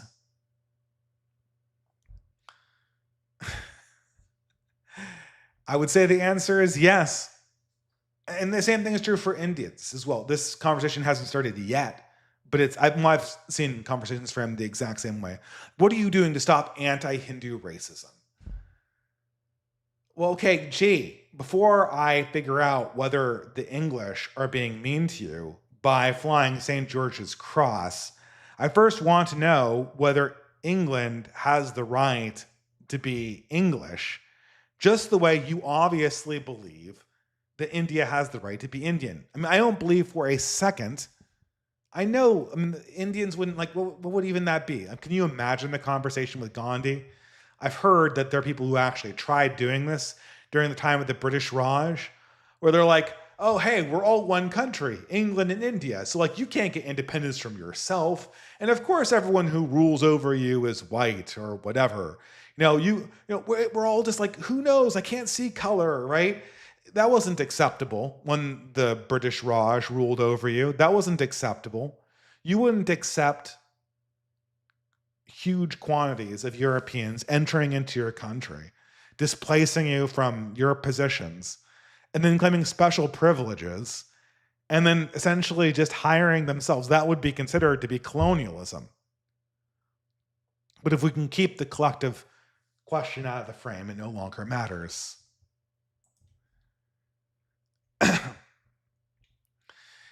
The thing is that the problem with all of this is linguistic and how we talk about various political things in the modern world. It's individualism. The conversation that needs to happen in between, well, really inside the West first and foremost, and then from there to Israel and India, is a question of collectives and of group identity and of group ownership and of group property. And the modern world and the modern language doesn't allow us to discuss that. We can't talk about the real dimensions of this problem. We can only talk about individuals and rights and metrics and line go up. The abundance agenda. There's one consistent thing. There's one consistent view of the world. The metric-based world, the key performance metric vision of the world. It misses everything about our world. And yet people keep on trying to promote it. The abundance agenda is the latest instance of that. Oh, the abundance agenda. We'll have all the metrics will go up again. Elite human capital was another instance of this. Elite human capital, there'll be endless increases in our ability to make wealth. We're not growing wealth anymore. We're experiencing resource scarcity. And what people aren't worried about, most of the people that I talk about, we're not worried that we're not going to have it like the 90s. We're not worried that we're going to have less vacations than our parents. We're worried about not having a future. We're worried about not being able to own countries or have any political representation. Because it's obvious that there's no reciprocation in these relationships. And the thing is true with this abundance agenda is that these people are just con artists. Richard Hanania doesn't see race or peoplehood or anything other than metrics when it comes to England, but is a Zionist. People like Ezra Klein or Matt Iglesias. Oh man, we're technocrats. Oh man, all we care about is abundance. And of course, like equitable distribution is part of that, but this is a technocratic process. All government's really about is just delivering the goods, just delivering the goods. Okay. But then I see Agenda 2029, the Democrat version of Agenda 2025, and it's wall-to-wall identity politics payouts. Everyone knows how this works. Everyone saw how Barack Obama worked. You talk about endlessly delivering wealth to get your foot in the door, and then it's continuous payouts from there on forward. Because politics in a democratic system is about groups, not about individuals. And I see a lot of people falling for this. You know, when we talk about the shooter at the Minnesota school, and I need to open the door here. Maybe I should mute this temporarily. I apologize.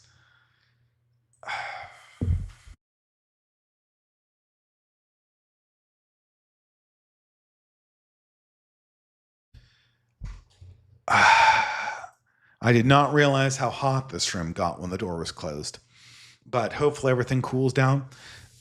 When we talk about this, you just realize instantly, like the incredible impoverishment with inside the English language that's been going on. So as soon as the door opens, the background noise. I thought people would be going to bed by now, but oh well.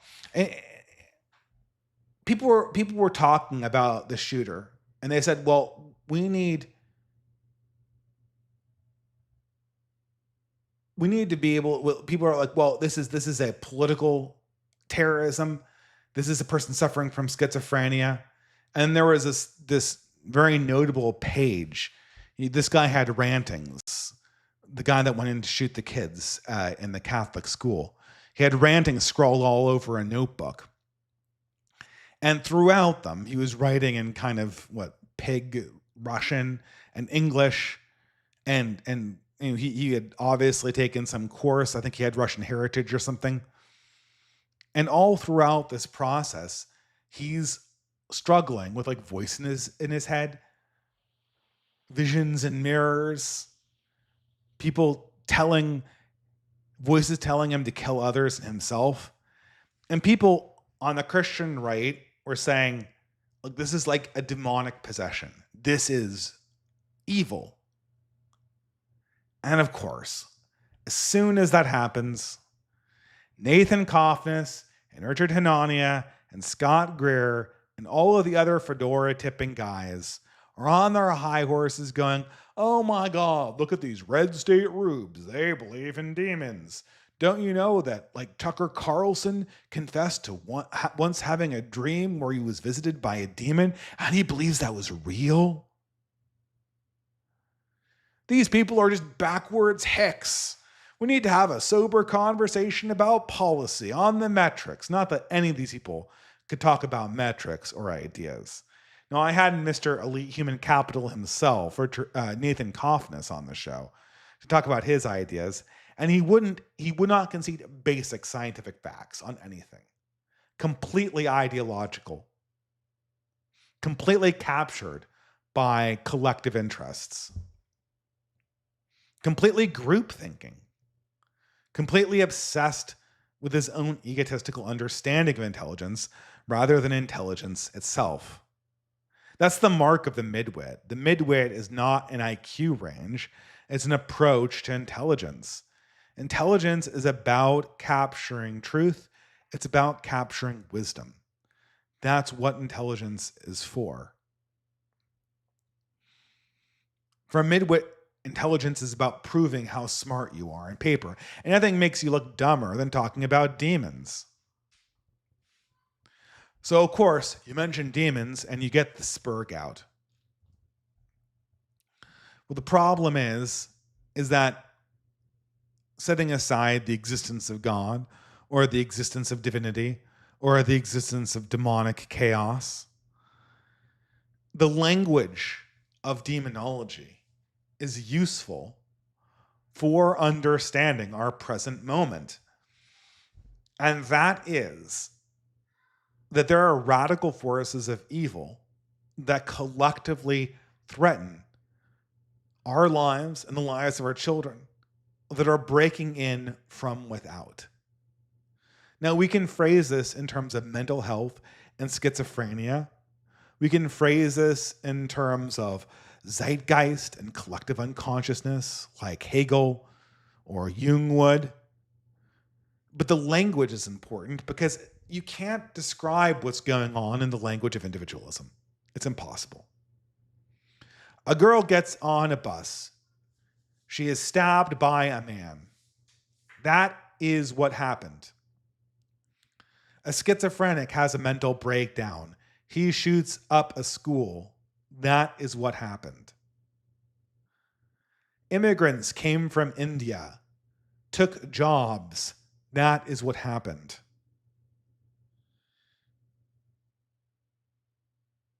These stories cannot be told without these larger elements of collective language. Without those elements of collective language, they're just metrics, and no one believes in the metrics. The promises to operate the society based on metrics never materialize, and that's because they fundamentally aren't true. The Democrats are going to want you to read the stabbing in Charlotte, North Carolina as a crime blotter story, as a statistic. And indeed it is. It's a crime statistic. It's not anything unremarkable. But that misses the point. The point and the reason why this is going to have an impact in the future of the world is that it's a personal story. It has spiritual weight to it. It has symbolic weight to it. And it has symbolic weight that cuts against all of the symbolic weight. Like, again, you can't explain how we got here. You can't explain our crime policy except through appeals to things like the mythology of Emmett Till and of Harper Lee and the myths, and many of them are myths, surrounding Martin Luther King.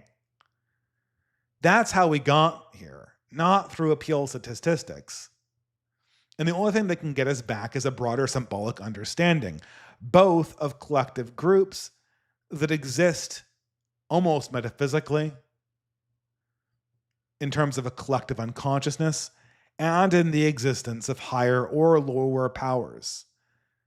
Things that are threats to us, that are totally without our control and totally outside of our actions, but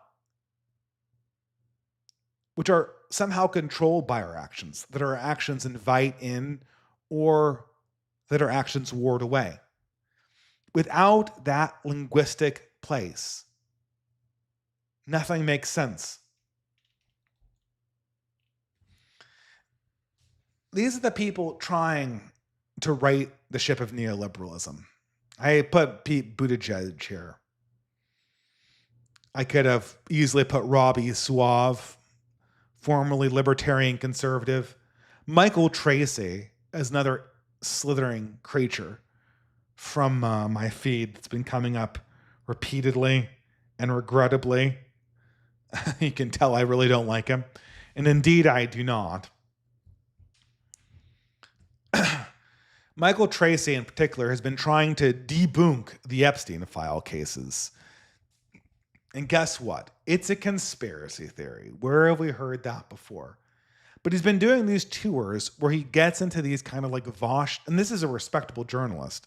This is somebody who's had bylines in major publications. He's worked with the Young Turks. He's written numerous articles. He's supposed to be the respectable side of journalism, Michael Tracy. And yet, for the last 2 months, he has been on the, I'm going to prove that Epstein didn't do anything wrong and that he's not an intelligence asset. Fair enough. I mean, look, I don't know if maybe Epstein wasn't an intelligent asset. It seemed like there was enough circumstantial evidence to imply that he was working with the government to try to do some kind of honeypot operation. But, I don't know that. And I'm very, very willing to hear proof.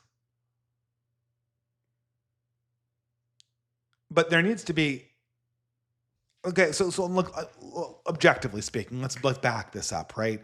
Like I'm totally cool with this, right? By all means, let's exonerate Epstein. Let's show what really happened. So I'm watching his case against Daryl Cooper. I'm watching his case in defense of Jeffrey Epstein. And I watched one debate, and it's like Vosh. It's like, you don't have any evidence to show that. You don't have any evidence to show that. Where is the evidence he was an Israeli spy? Where is the evidence that this happened? Where is the evidence that this happened? And then it's a bunch of like testimonies that are trying to discredit every single piece of evidence that indicted him to begin with. So speaking of which, this is sort of related to Harper Lee, at least spiritually speaking, the movie 12 Angry Men. Now, my friend Endeavor, I haven't spoken to him in years, but back in the day, we used to do a podcast together. He did this retrospective on 12 Angry Men.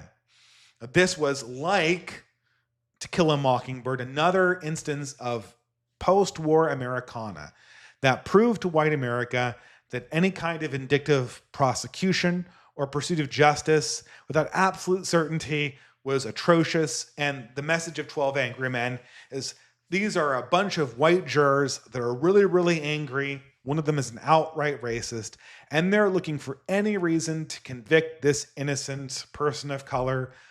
In some versions, he's Hispanic. In some versions, he's black. And there's one last juror that holds out and proves his case and sees through the racism, and then they discover that he's not guilty. And what does he do? Like, he takes every piece of evidence and he deconstructs it. It's like, did that really happen?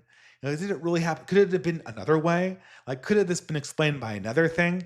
And one by one, he gets everyone on his side. But, for anyone who's kind of like lives in the real world, that's not how you have to think about these things, right?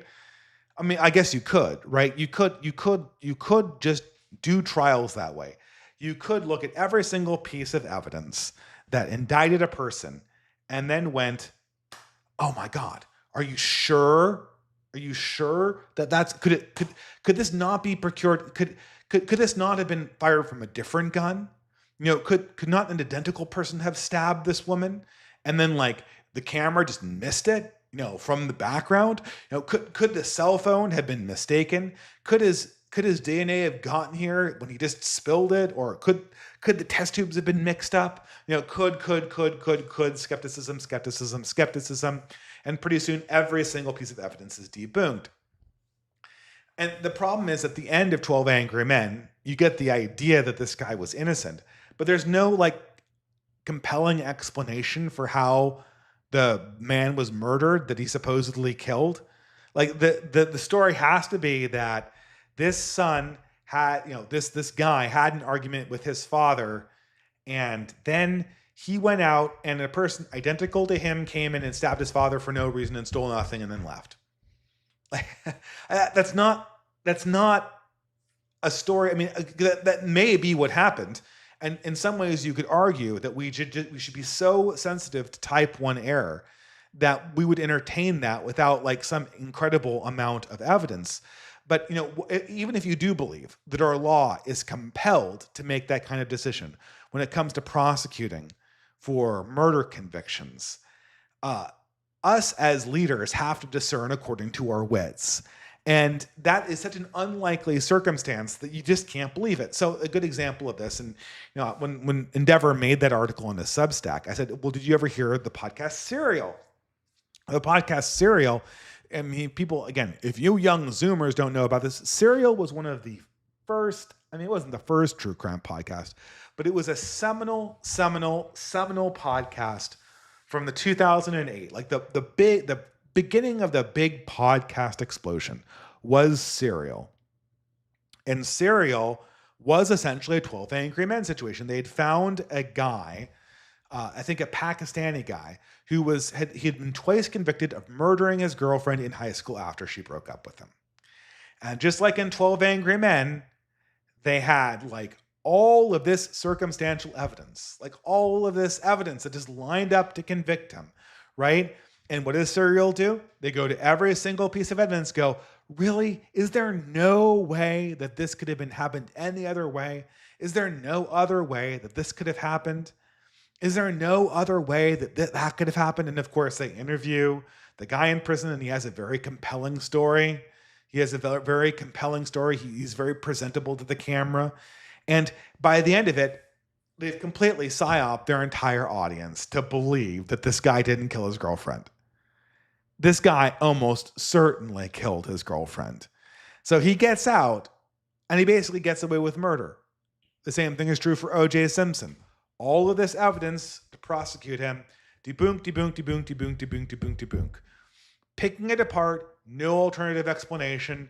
Well, do you have evidence to show that? Then this bitchy shaming tactic. And that's what I got from this Michael Tracy thing. It was like the 12 Angry Men attempt to restore the reputation of Jeffrey Epstein. Okay, fine. But like, look, Michael Tracy, right? Like you've misconstrued the nature of this. Jeffrey Epstein is dead. His reputation is already in the gutter. What really concerns me, and what any responsible person is looking at right now, is the legacy of Jeffrey Epstein. And like, let's even forget the girls involved. You say that they're all fabulists. You say that they're all making this stuff up. Okay, fine, maybe. I don't know. If there's anything that we've learned over the last 10 years, it's that women are not, completely unbiased tellers of the truth when it comes to sexual assault claims. That is something that has been very sadly learned, or a lesson that's been learned hard. Fine. But me as a inquisitor, as a person who's questioning power, the legacy of Jeffrey Epstein that I'm worried about is that this absolute scumbag who got his money through mysterious dark means was hobnobbing with all of our de facto leaders in the West. Every one of them was involved with this racket in some way, shape, or form. That's the key. And like, you're not going to dissuade me. I mean, maybe he is innocent, but I still need to know where Jeffrey Epstein got his money. Maybe he is innocent. Maybe all these girls are lying. I still need to figure out what all the leaders were doing there. And I need to know other people who might be doing the exact same thing. But we're not doing that. The responsibility for the greater good is secondary. What the point is to like own Daryl Cooper in this moment, to seize frame, to ask a bunch of questions, to do like the citation needed thing from Wikipedia, and then to humiliate him on Twitter, and then scamper off before someone can call bullshit. And it's the same thing true for like this Gavin Newsom phenomenon. And this gets to the left's problem altogether. Man, I'm going to have a hard time landing this plane. This is going to be a long live stream. What did we start at at 6. I've been going for 2 hours.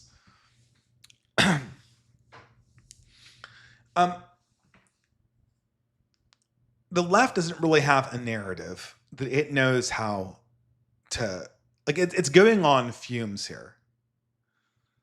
It's I realize this, like the Gavin Newsom thing. So this month they were trying to mainstream Gavin Newsom as like the new face of the Democratic Party. He is the abundance Democrat. Well, I live in California now. I've lived here most of my life, although I've been all over the United States since then. I am a California native. I can assure you we do not have abundance under Gavin Newsom. Everyone will tell you that. But this is going to be the face of abundance. The weird shooting happens, and what does Gavin do? Oh, we don't need thoughts and prayers. Prayers don't do anything. Like a Reddit talking point. Like, do you have any awareness of, like, that's something like some staff writer thought that up and thought it would be good to put in the mouth of Gavin Newsom. But he's the leader. It's like this bitchy male politics. It's like, I'm going to lead, but I'm not really leading. I'm just here to make snarky comments about what we should be doing. And by we, I mean all you guys out there without any power. I have the power. Yeah, I'm going to bitchily snark at you like you have the power. And this is what I absolutely, absolutely hate about Gavin Newsom, about Michael Tracy, about Pete Buttigieg, about all of these like bitchy gay or effeminate leaders.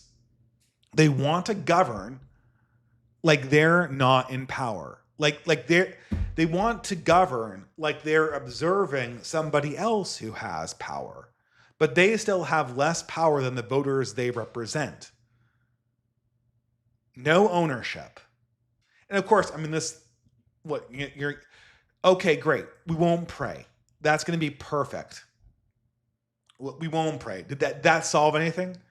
Have you done anything to solve the mental health crisis? Are you doing anything to take crime off the streets? Because it can't be. The people who voted for you, they don't have power. They gave it to you.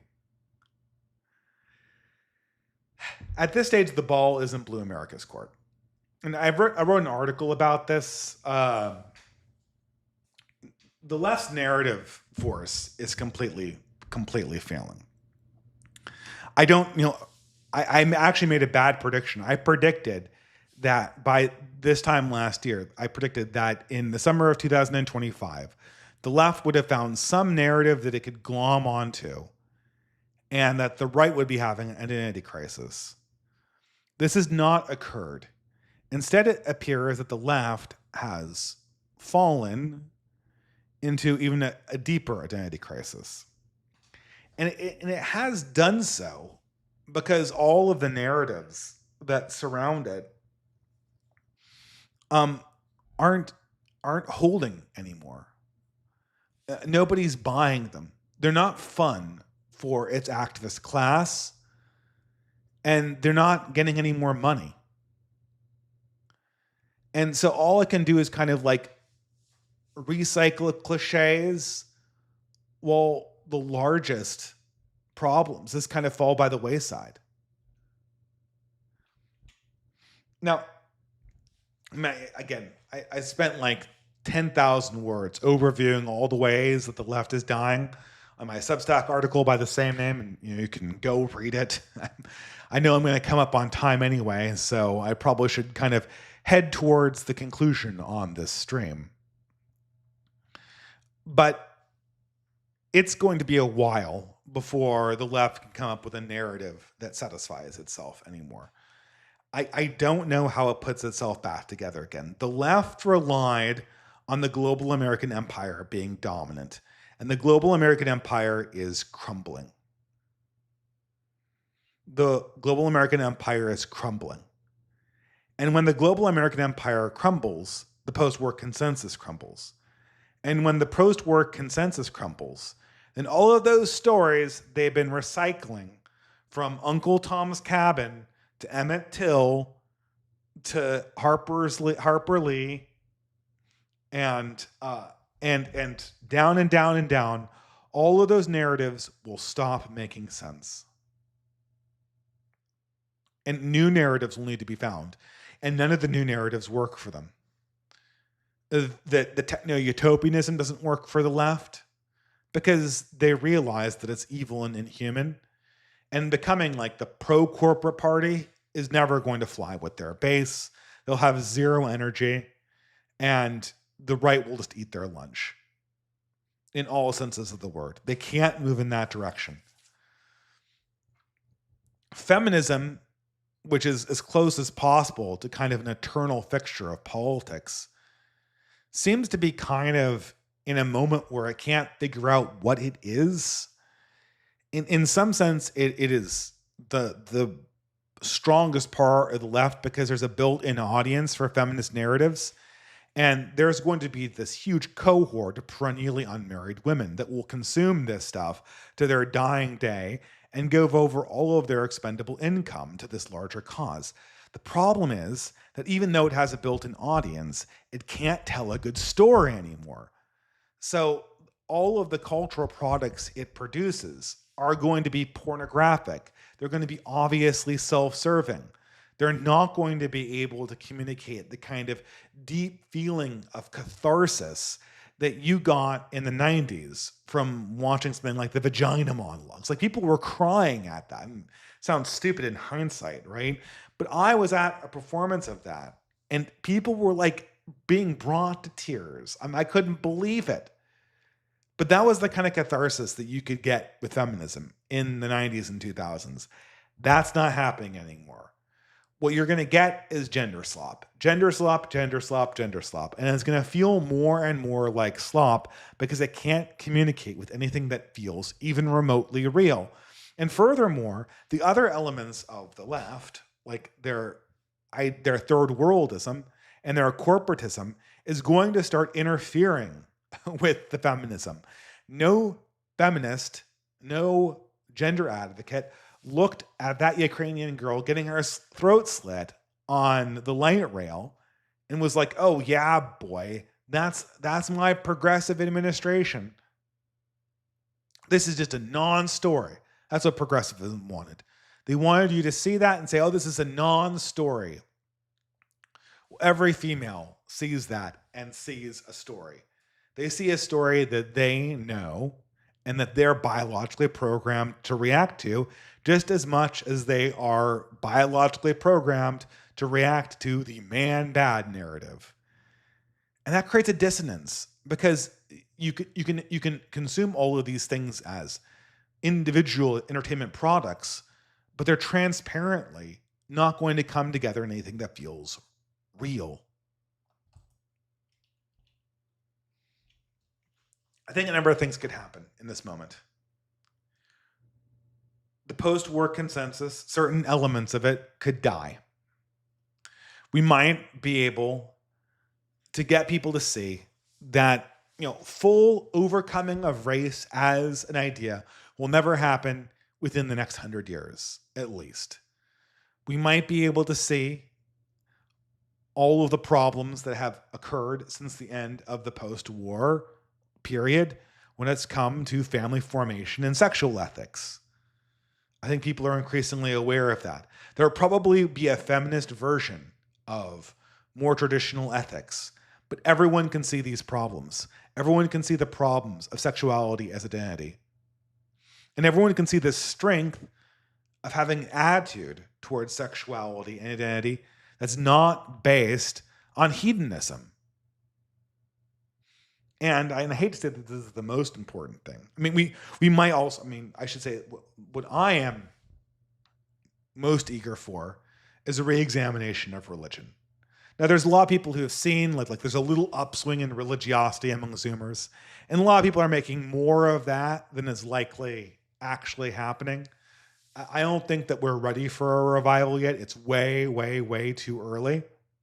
But what I'm looking for more than anything else is a realization among elites that religiosity is a natural human mode of thought, a necessary one, and one that we cannot divorce from our way of relating to the universe in a radical sense.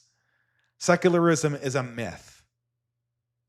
And even if you disagree with the factual claims of Christianity, the need for a metaphysical, teleological, and theological perspective on the universe that enshrines some end beyond matter is necessary not only to instill ethics, but to properly guide thought.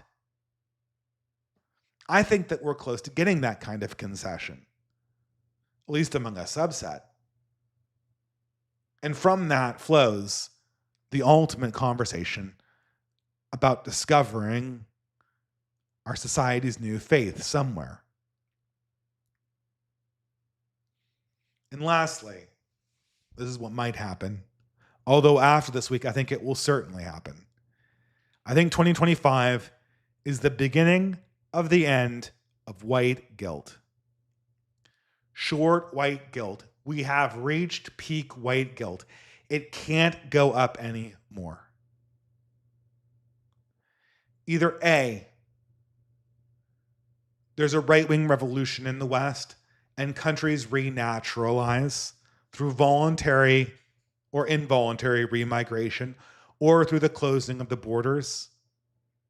Then society will narratively recover from the post-war consensus. There will be a cultural shift in the direction of the right, and all of the propagandistic lies of the last 30 years will fade away, and white guilt will die. Or the right wing is not victorious, the demographic replacement accelerates, and they'll be trying to sell white guilt to minority populations who are being murdered in their own native indigenous lands. Either way, you won't be able to sell white guilt. White guilt is dead. I don't know. Maybe there's going to be a dead cat bounce. There's always a possibility for a dead cat bounce, but I have no idea what would create it. I have no idea what would create the dead cat bounce for white guilt at this stage. Nobody is shamed by accusations of racism, and white women are not getting any more kudos for being race traitors. I mean, Syra Rao probably should be looking to cash out and, I don't know, buy a bunch of Bitcoin for all of the money she scammed out of yuppie white women in Berkeley. Or do something with it. I don't know, invest in trucking. AI trucking guides for new Indian immigrants. Do your countrymen solid in a way that's not, well, I guess it is a little nepotistic, but in a way that's not brutally nepotistic. But you're not going to sell white guilt anymore. That time is over. Nobody is buying it. No one is put off by it. And the people who disregard it are instantly stronger than the people who do. And that's going to be revolutionary. With white guilt off the table and the new need for teleology, the conversation about collective identity will become inevitable and impossible to hold back. There's no way around it at this stage. Okay, what definitely isn't going to happen? I think this is the most important thing we can talk about, because there are some things that people in the online, I've been seeing this on X and Twitter. And guys, we really have to manage our expectations around this, right? There's not going to be like a macrocosmic re-Christianization of this country the way that Joel Berry imagines there is going to be.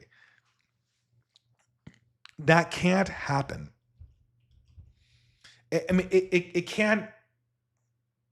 Let me rephrase that. It can happen in 2 centuries. It can happen in a very, very long time. But there's not going to be like a return to what it looked like in the 50s or a return to the 90s, like people like Vocal Distance are thinking about. This can't happen because there's not enough Christians to restaff and remanage these institutions. They're going to have to be secular. Now, there's going to be a larger turn among a certain elite class towards Christianity. And in that turn, across the next 2 generations, there's a possibility that North America and Europe could emerge as Christian nations. That is very possible. But it's not going to happen with a political turn. There's not going to be some kind of mass great awakening. The great awakenings are doubling down on previously asserted religious principles. We already had a great awakening. That was the Great Awakening, and it was terrible. What has to emerge is a spirituality that is much more subtle and among an elite set of people that are eminently trusted by their societies to look out for their interests. That possibly could happen, but there's not going to be a return to the 90s. There's also not going to be like a situation where we name the Zionist influence and then like it magically disappears from all levers of power and like things go back to the way they were before World War II or whatever. That can't happen. People don't turn on their groups like that. People still have interests.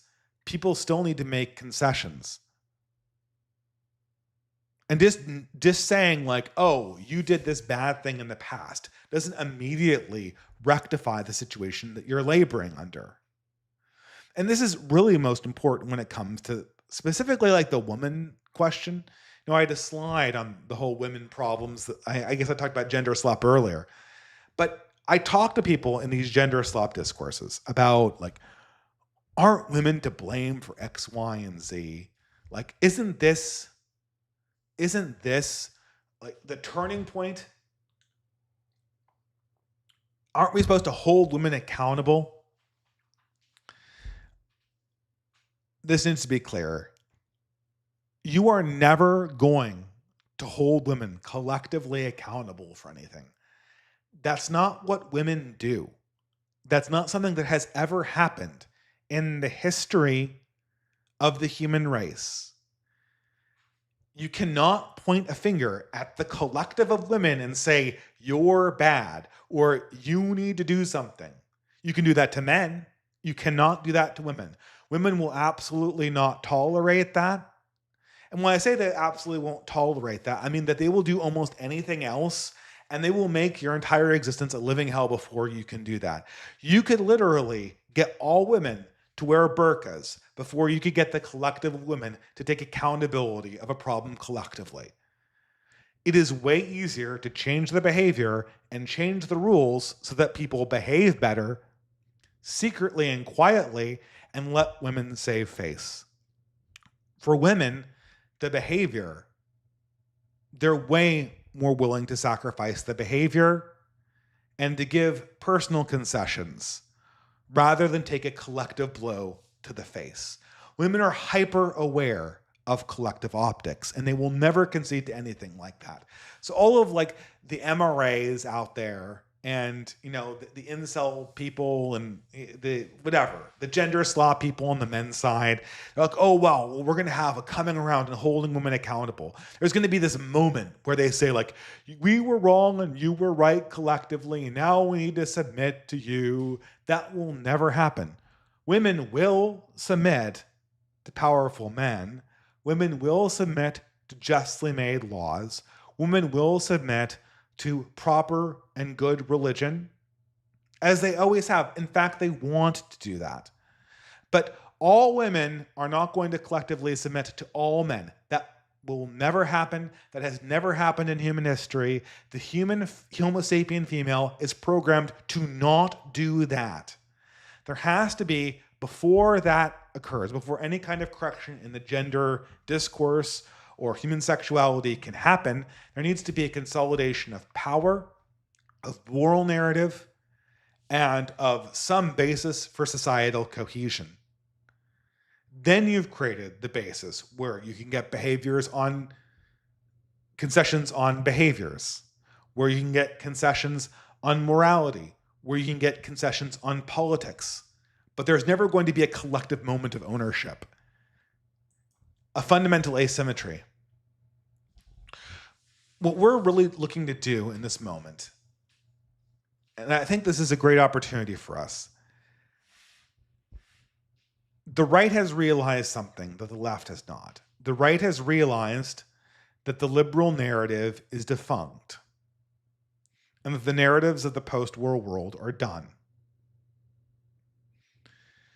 You're never going to defeat leftism in the greater entropic sense. There will always be a spirit of rebellion. There will always be a chaos. There will always be levelers. There will always be anarchists. But the consolidated cultural left that was the product of liberal governments in the mid-20th century is almost dead. And before anything that replaces them, that can be called properly left, that's even nearly as powerful, comes into existence again, and then eventually will, there is a brief period, there's a brief gap that we have during which the right wing can build and consolidate and develop a new mode of existence that it can actually use as the basis of power and the basis of well-being in the future. This is what we need to be looking at. Things to avoid. Chimp outs. This is going long. I apologize.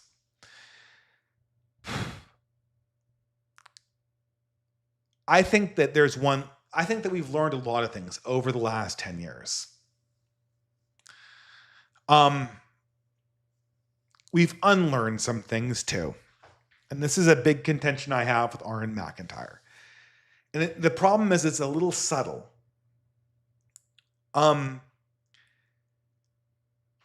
Getting angry like a bunch of peasants and spurging out on social media or in real life is the right move to play for democracy. It is the right short-term move to make. 100% the right short-term move to make. And for that reason, chimping out or getting angry at people on Twitter or in real life, that's how you optimally play democracy. However, that comes at a cost. Once you train yourself and your cohort to see power as being delivered through the act of crying and whining, you are building into yourself slave mentality, weak mentality. Powerful people don't chimp out to get what they want. They own things. They just do things. They make it themselves. They have friendships. They have rational discussions. The chimp out is the language of the powerless. Now, maybe you have no voice, you have no community, you have no education, you have no position in life, you have no network. If that's the case, yes, Aaron is right, always chimp out. That is how you get things done in democracy. But if you have any of those things, if you have networks, if you have power, if you have education, if you have connections, the chimp out hurts it. You're giving power to wield a lower power. Instead, just sort of being silent is really where you want to be at. Just kind of looking at the situation and trying to react to it, trying to process it rationally. And that's powerful. It's powerful because you have the ability to convert people at a deeper level. You're acting like the aristocrat, and power naturally flows to those types of people.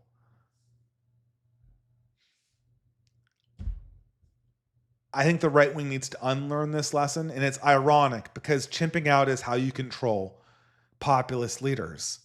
But to take the next step, the right wing, the future of the right wing will be controlled by the people who can think outside of the chimp out. Chimp out is for now, and in 2 years, when the Democrats get back into office, or a moderate gets back into office, or when something changes in the wind and the government's less receptive to your desires, then your chimping out will no longer work, and you'll need to think of other avenues to get power. If things get radically worse, if we end up in a depression-like situation, chimping out isn't going to do anything. Narcissism. I don't know if I have these in any particular order. I don't really know what I want to say about this, but I think narcissism is overused. Obviously, it's every hysterical woman's favorite thing to accuse men of. Oh, you're such a narcissist. You're such a narcissist. And of course, if you have a podcast or if you have a blog and it has any success, then instantly people will say, you're a narcissist just because you like the fact that your blog succeeded, I guess. And of course, this is a problem that's true. Like, millennials have a problem with conscientiousness. They're more narcissistic and they're less conscientious. They trust their consciousness more, and they trust more what everyone else is saying about them. That's not the kind of thing that I'm worried. I am worried about that spiritually. I think that we need to build relationships up in the real world such that, we have the ability to care more about our conscience and the personal relationships and less about the social media hits that we get. The thing that really I keep an eye out when I think about narcissism are people who are obviously trying to build a brand by starting drama. I've seen this throughout on the right wing where people, they'll take somebody like Aaron McIntyre and they'll lift quotes out of context and they'll have a big spurg out over that, so that they can drive their numbers up, even though it's obviously not what Aaron McIntyre or anyone else said.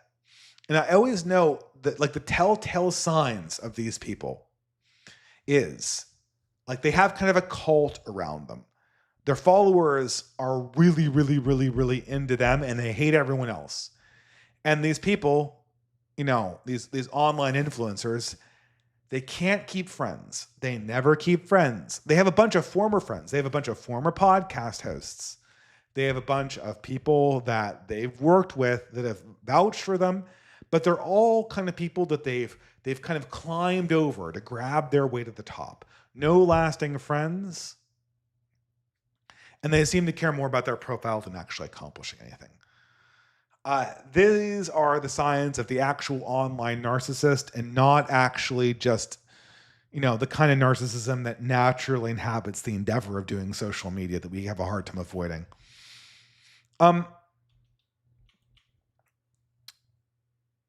Nostalgia. I think I've written about this enough. I'm in the right's trap by nostalgia, especially for the 80s. And I probably should write a larger article about I feel like half my articles about what we can and can't take for the past. But I think a lot of this is true. Like when I was taking earlier about how in the 2010s, almost all of our political conversations were couched inside of pop culture. Now, pop culture feels entirely useless. Like, it doesn't make any sense anymore to couch anything in pop culture because pop culture isn't in common anymore. And then there's sort of the problem of complacency. We aren't in a position where we can put anything down. I hate to say it. It's kind of funny because it never feels like you've done enough. We've made huge strides in the OGC and the Basque weaving endeavors to get people to organize in real life, but it's still just not enough. And I know, like, the California branches were trying to get this started up, and it takes so much effort to kind of push and push and push. Whereas in the online world, it's just so easy to kind of like sit back and think like, oh, wow, white guilt's going away. I guess this means we've won. No, it doesn't, because the only thing that's going to do is get more people who are otherwise looking for a reason not to do anything to listen to you and to maybe cooperate with your larger plan. Complacency is the enemy. I wanted to talk about virtues a little bit, but I'm going to kind of skip over them because they can all be summarized in just one word, kind of a groundedness. With the left disintegrating, we're going to have a bunch of highly neurotic, highly flighty, highly insecure people entering into the discourse and looking for a way to make it all make sense. You have to kind of be present for these people. Don't concede anything, but just let the narrative unfold as it will. Just let the questions kind of flow from the situation and be comfortable in your skin. You know, I had this is Arvel from the Back to the Land movement. You know, when I encountered him back in 2019, I thought he was like the most online person ever. But I guess he actually bit the bullet and made his own community, which is just phenomenal. It's absolutely phenomenal that he was able to do that. You know, it's not like I haven't been doing anything. You know, we've been talking about like the organization efforts that we've put down.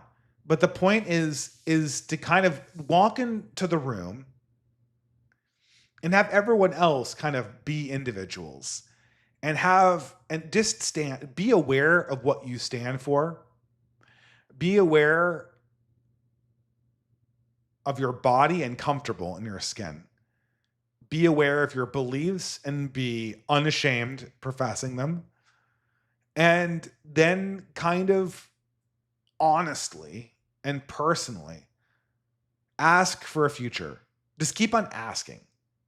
If there's one lesson I could take for it, it's just, what's the future going to be? What's our future going to be? What's our future going to be? What's the future for our children? Tell me how we're going to make this better. And if you do that from a position of solidity, I think you're actually going to uncover a lot of power on that. So since I'm already way, way, way over time, I'll call that the end of the lecture portion. And, oh dear, did I? Well, I think I was projecting. Whatever. I will go back to the main screen and let's see if we can do the super chats. So the entropy chat is in the YouTube. If you're on Twitter watching this, then I guess go there. Click through to my entropy account. Maybe I should reply to it. I'm just going to read them off. I'm running out of time anyway. And after 3 hours of talking, my voice is a little bit hoarse. Let's hope this works. What does anyone think, by the way? Any opinions on the new setup, the lighting, the sound, all that? I hope this looks a little bit okay. Obviously, I should shave. Obviously, I'm in the need of a shave. Us remote workers are very lazy that way. But I hope there wasn't too much of an echo while we were doing this. I might put up some sound dampeners. That might be actually not the worst idea, considering I'm doing this from just this one room. I think it would really make things a lot better in terms of projecting into the microphone. All right, let's do the super chats. And are they projecting? They are. Bright Dawn, here's an idea I had. The Chesterton fence should be inverted to be fully politically sound. Not only shouldn't you tear down a fence before knowing why it's there, you shouldn't restore a fence before knowing why it fell. I'll give 2 examples in the next 2 super chats. Monarchy is unviable today. Democracy gives the illusion of control to the commoners. It's like a non-plugged-in game controller given to a child to keep him from throwing a tantrum. It keeps the guillotines and gulags away. Presidents lose elections, kings lose their heads, but then all hell breaks loose. Feminism is horrible, but it provides Viktor Frankl's will to meaning to modern women. Being a housewife used to be very hard before modern technology, but that's what kept women mentally stable. Their work was vital for their families. Nowadays, a housewife can improve the quality of life. But I can't blame women for thinking that they'd find more fulfillment in the workplace. Anyone against feminism needs to answer the question, how do we provide eudaimonia for women? How do we give them enough challenge? The Roman concept of pedagogus might be an answer. Seeing a mother as one. Well, I mean, I think you answered your own question here. I mean, feminism, look, I mean, like video games would be a better addiction for women than feminism would be. I mean, you could say monarchy is unviable because the peasants need the wool pulled down over their eyes. And fair enough, maybe that's the case. But the problem is that I don't really want the wool pulled down over the peasant's eyes in a certain regard. You know, to answer your question, I understand that we live in a mass media environment and people are going to want to have some kind of voice impact on their government. But what I don't want to give the population the idea that it manages policy outcomes from the government. That's not the point. The point is the point is to make the population be the stakeholders, not the co-managers of the government. And that's the role that democracy fundamentally confuses. Just like feminism fundamentally confuses the political outlet of meaning for the family and religious outlet of meaning. And, you know, I don't know. I mean, like, what could be, I mean, I don't want to do the whole thing, but what could be worse than feminism? It is calculated to make women miserable. It's the most consistent thing possible. I mean, I can do comparisons here, right? I can look at all of the women in my cohort that were diehard feminists, and I can look at all of the women in my cohort that were not feminists, like they didn't really believe in anything. They were just like, this went with the flow, liked Harry Potter, liked pop culture. And then I look at the Christian women, and if I were to rank them in terms of fulfillment and happiness, I would rank them Christian women at the top, then the go with the flow whatevers, and then at the way bottom are all the avowed feminists. I think that feminism fails the reverse Chesterton's fence. It is very, very hard to think of a more destructive force than feminism. If you're trying to come up with some kind of religious mode of meaning. Jacob Lowe for $4 twice says 1 and 2 month subscriber streak. Well, thank you very much. Asteroidal Assassin for $5 says, so I play on this TF2 server. I don't know what TF is. Team Fortress 2 server. It's a video game. And my username is Muslim Gaming. Well, one of the assholes there gave me the nickname Shitskin Gaming. And now they're all running with it. Dave, what do I do? I don't know. Go full Tamerlane, right? Shitskin Gaming. I would associate that more with like Hindus, not so much with Muslims. I mean, I don't know. I don't know if I really can, having never been Muslim, I don't even know what shitskin refers to. Is it like an anti-Muslim slur? I have a feeling the Asteroidal Assassin is trolling me and only trying to get my channel taken down by saying a slur, so I guess I'll plead no comment. 100 counts for 25. Welcome back, Dave. Yes, thank you very much. Hopefully, this arrangement will be conducive to more podcasts in the future, and hopefully more essays. I really want to do more writing. I've got a very large writing project in the pipe. I just wrote an outline for it, but I want to get it underway before I announce it. And then I have some smaller writing projects on the side too. Man, being married with a kid I wouldn't give it up for anything, but it does cut out into your writing time a lot, especially when you're working as much as I do. Grimjack AVP for $10 USA. A bit ago, Catholic YouTuber went viral for a clip where she said men don't need sex and used priests as an example of masculine men who don't need sex. Is there a way to make the point that one doesn't have a right to sex without sounding like a Longhouse Harridan? Thanks and God bless. I mean, this is the whole problem with that clip because what she was saying was technically right, but this is the problem, right? Because the signals are all screwed up. It's like the woman who has a torrid past, sleeps with a lot of guys, and then decides to become like Christian, and then all of a sudden she meets a guy that she wants to marry and she doesn't sleep with him, which is like great. That is the correct thing to do technically. It is technically the correct thing to do and you should do that. But that, like, from the outside, that sends like the worst possible message because it means that the guy you like the most has to pay the most for, like, transactionally speaking, he's punished for your misbehavior. Because for all the other guys, all of his friends see that he's paying a lot to get what other guys got for very, very little. And it's hard to overcome that. And so the same thing is true for sex, right? Do men need sex? Does anyone need sex? Well, no. I mean, I think celibacy is beautiful, and I think that far too few people are pursuing celibacy. And, I think building a family is the apex, religious life possibly notwithstanding. It's still something that people devalue in their own minds. And in these discussions over sexual ethics, celibacy is never considered an option. So is this woman speaking the truth? And the answer is yes, she is technically right.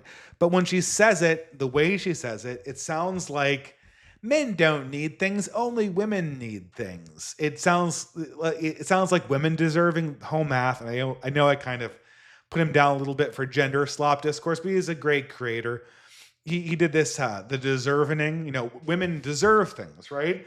And women deserve. And like men don't deserve anything, right? They're just there to provide. They're just there to bring in money and bring in more money and bring in more money and help women out around the house and do this and do that. And they're the people that provide things. Women do the deserving and men do the providing. I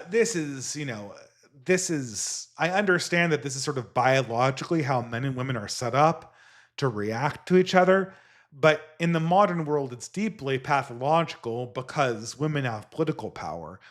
And so women can just kind of deserve things away from men.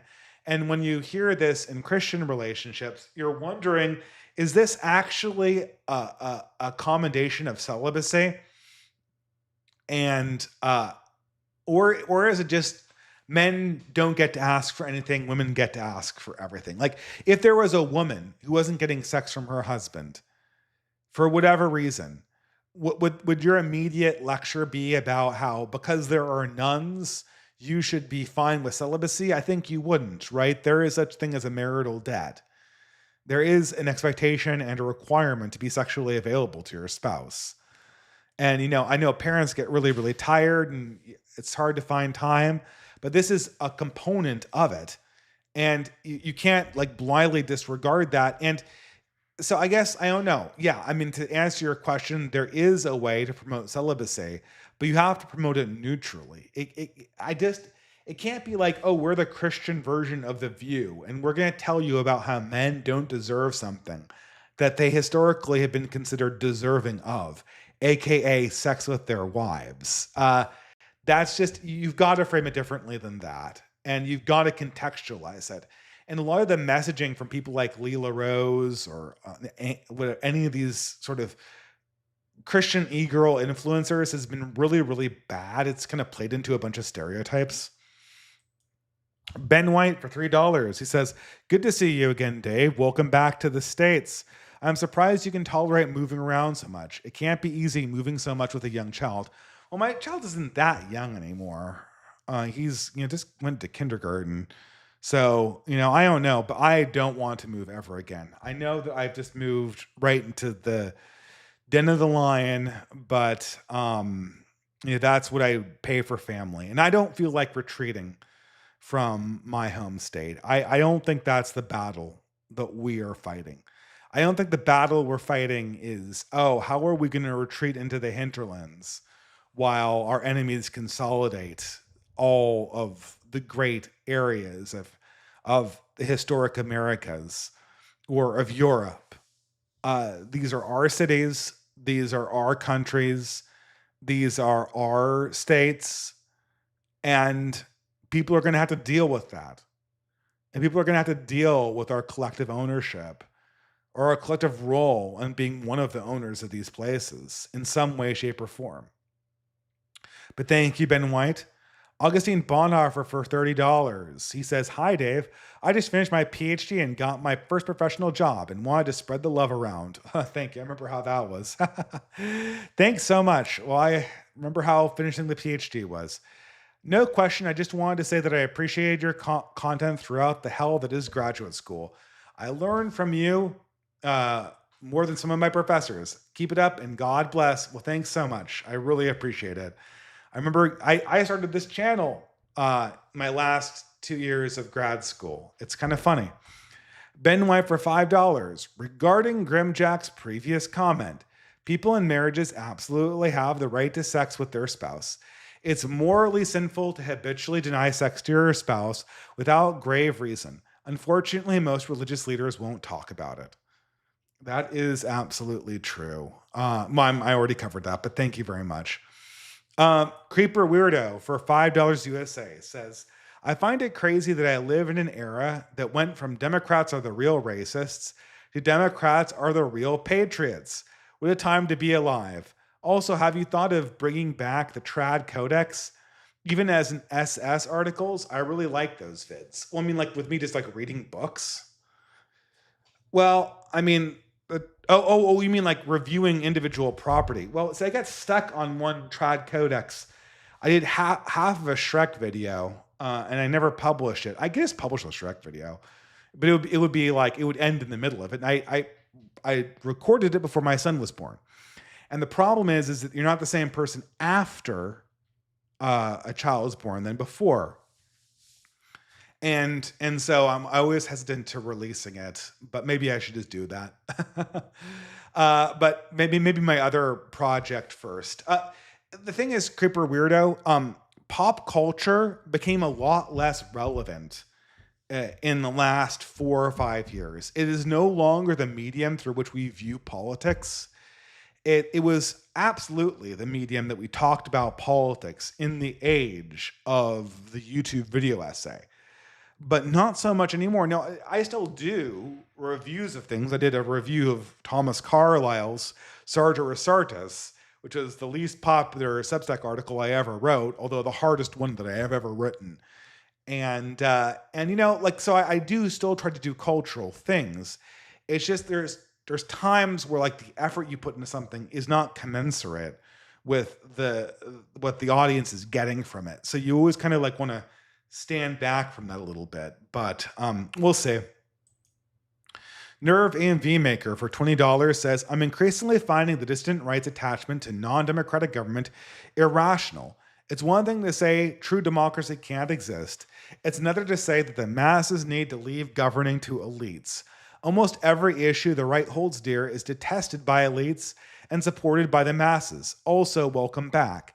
Well, look, I mean, I don't know if I would say that necessarily. I think I clarified that to begin with. I mean, I don't want, like, I could just, if you just had like secret cabals run the government, I would not think that government was very good, because the secret cabals could be planning to kill the population and to sell it into slavery and all sorts of things. There needs to be some level of accountability to the population. But the reason why people put down democracy is to get out of this cul-de-sac that we're in, where we kind of like appeal to the democratic will as some kind of like governing force. The problem that America has currently is that its elites are terrible. They're just absolutely deplorable people. And that's where the reform needs to start. And can the polis abolish the elites and elect a new one? Not really. There needs to be an organic circulation of elites. And this needs to start in a variety of ways. And none of those ways where there is a circulation of elites is it all democratic. And, as one of the easiest ways for there to be a circulation of elites is for some kind of monarchical figure, not a king, like FDR, to come in and just create an entirely new government. But we'll see. Ben White for $5 USA. As someone who's struggled with being a consumer, I can say that it spares no one my age, regardless of if they're leftards or chuds. It wasn't until I got laid off that I had to force myself not to be such a consumer. An expensive life lesson. Well, yeah. I mean, the problem is that consumer goods, they have such a draw for people of my persuasion. Like, I literally have game pieces behind me. Like I have like pulp novels and like a Blood Bowl team behind me on the shelf. I have like a music concert. So I guess technically I'm like surrounded by consumer items in a sense. But I know what you mean, right? Because, and this is, I mean, in some sense, it's a positive development. The pop culture has fallen off as much as it has in the last 7 years. Is that people used to define themselves by the things that they liked.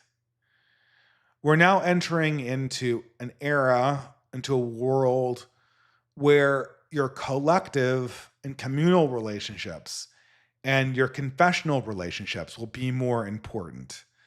That's the only way that our identities make sense in this new world.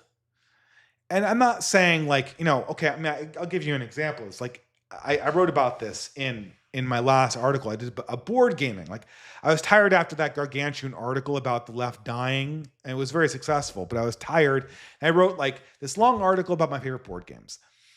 And every time I've really loved a board game, it's always had like a community attached to it. Like we're a community. And people would say things like, the best thing about Netrunner is the Netrunner community. The best thing about Blood Bowl is the Blood Bowl community. And to a certain extent, sometimes these communities are strong enough to exist even when the product is discontinued, like Netrunner, like even Blood Bowl to a certain extent too. But for the most part, these are false communities. If Magic the Gathering was discontinued tomorrow, all of the people that think that the Magic the Gathering community is their primary identity, they would immediately have no more community the next day. And like nothing would change. Like you could print your own cards. You good Lord, there's so many Magic cards already in existence. You could spend the rest of your life collecting the ones that have already been printed and make all sorts of new formats for yourself that would be awesome. You could create entirely new sets like the Netrunner guys do. But let's be honest, as soon as that thing stops being a consumer item, 99% of the community that Magic the Gathering players say they have will immediately evaporate, because the act of consumption, the feeling of consumerism, is what keeps people going back. And when that doesn't happen, it becomes more like work and less like more like work, more like building an actual community, and less like just self-indulgence. People like telling themselves a story about having community more than they like facilitating actual friendships. That's why it's so easy. Like you go on a Discord server and say like, we're a community. And the Discord server has thousands of people on it. Then you try to get people to meet up in real life and you'll get 5 people. And it's this is how it works, because People like the idea of community more than they actually like facilitating one. It doesn't mean that they can't exist. It doesn't mean that people won't actually go for them. People say this about families too. People like the idea of family more than they like family. People like the idea of marriage more than like marriage. People like the idea of small town life more than they like actually being in a small town life. Um, sure, but it's still something that we need to pursue as humans because it is good. It's needed for life to continue. And even though it's way harder than just professing the idea, it still needs to be part of our lives. Absolute Defender for $3. What do you mean the Reformation is dead? If you mean literally that it's been over for centuries, if you mean that Protestantism is dead or dying, then that's not true. No, Absolute Defender, it's very simple. So I have said many times that the Reformation is dead. It's not to say that the theological differences between Catholics and Protestants are meaningless, or that people will not be in separate communions, that there will not be divisions between churches where this church has a different communion than the Church of Rome. What I mean is sort of twofold. During the Reformation, the differences between Catholics and Protestants were real political differences. They were real political differences that were expressed in terms of national boundaries and in terms of coalitioning for war and in terms of how people laid out their lives and laid out their identities. This is not going to be the case for Orthodox Christians in the modern world. What is almost certainly going to happen, in my assessment, there might be a separate Catholic community that develops separate identity to itself. But many Catholics and all Protestants will more or less disregard their theological disagreements as long as it stays within the purview of Nicene Creed Orthodox Christianity and faithfulness to Orthodox Nicene Creed ethics, especially sexual ethics. As long as those thresholds are met, the only political differences that are relevant are going to be outside of those boundaries. I always give the example of the Ghibellines versus the Guelphs in medieval politics. Those were it was basically a theological difference that underlaid those worldviews, and it was a difference of theological political perspective that they fought wars over. But after Martin Luther, no one ever cared about that anymore. It was no longer relevant. It was supplanted by a larger political conflict along different fault lines. And although the Guelph-Ghibelline fault lines represents in part the fault lines that would be expressed much later in something like the 30 Years' War, it is fair to say that conflict is over. The question that we're going through in this day and age is, to what extent will Christianity as a religion survive and Christendom as a body survive into the future?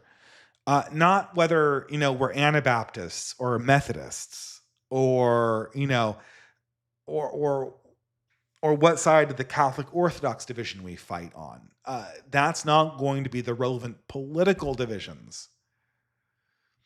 Buck Mulligan says, for $20, I can't listen, Dave, as it is 3 a.m. on this side of the water. Just wanted to throw you some shekels. Well, thank you very much, Buck Mulligan. Unfortunately, I am on the West Coast now. Aristocratic Owl says, for $20, greetings, Dave. It's been a long time since we last seen each other. Oh, yeah, but you were at the conference, right? I can't stay long as my new job requires me to get up in the morning, but I will leave you a suggested recommendation for reading. Check out The Law of Nations by Amar Devata. It's a very important book for learning how to get out under the American Empire. That sounds very interesting, Aristocratic Owl. Thank you very much. Dark Voyager for $3 says, Dave, you're hitting on too many obscure good points that poke holes in the narrative. Well, thank you very much. Chaz Taylor for $5 says, get on finasteride minoxidil before it's too late. It's cheap and comes in a daily pill. Your hairline will thank you in a year when it's coming back in. I guess my hair is thinning a little bit. My son informs me every day that I am bald. I think I still have my hair, but we'll see. Um, okay, does it work like that Simpsons cure for baldness? Ben White for $5 USA. Charlotte, as a city, is a fairly spread out, and you really do need a car. I do pretty well for myself by living in one of the bougie white majority parts of Charlotte. Maybe Leonardo Ricci was right when she said only losers take public transportation. And that's really the European dimension that she was missing. The South does not have public transportation like the North does because of the high African American populations and the fact that let's just speak in plain terms. White people use cars as a status symbol to separate themselves from black people. And they also don't want to travel on public transportation with a large number of crazy people like the person who stabbed that poor Ukrainian girl.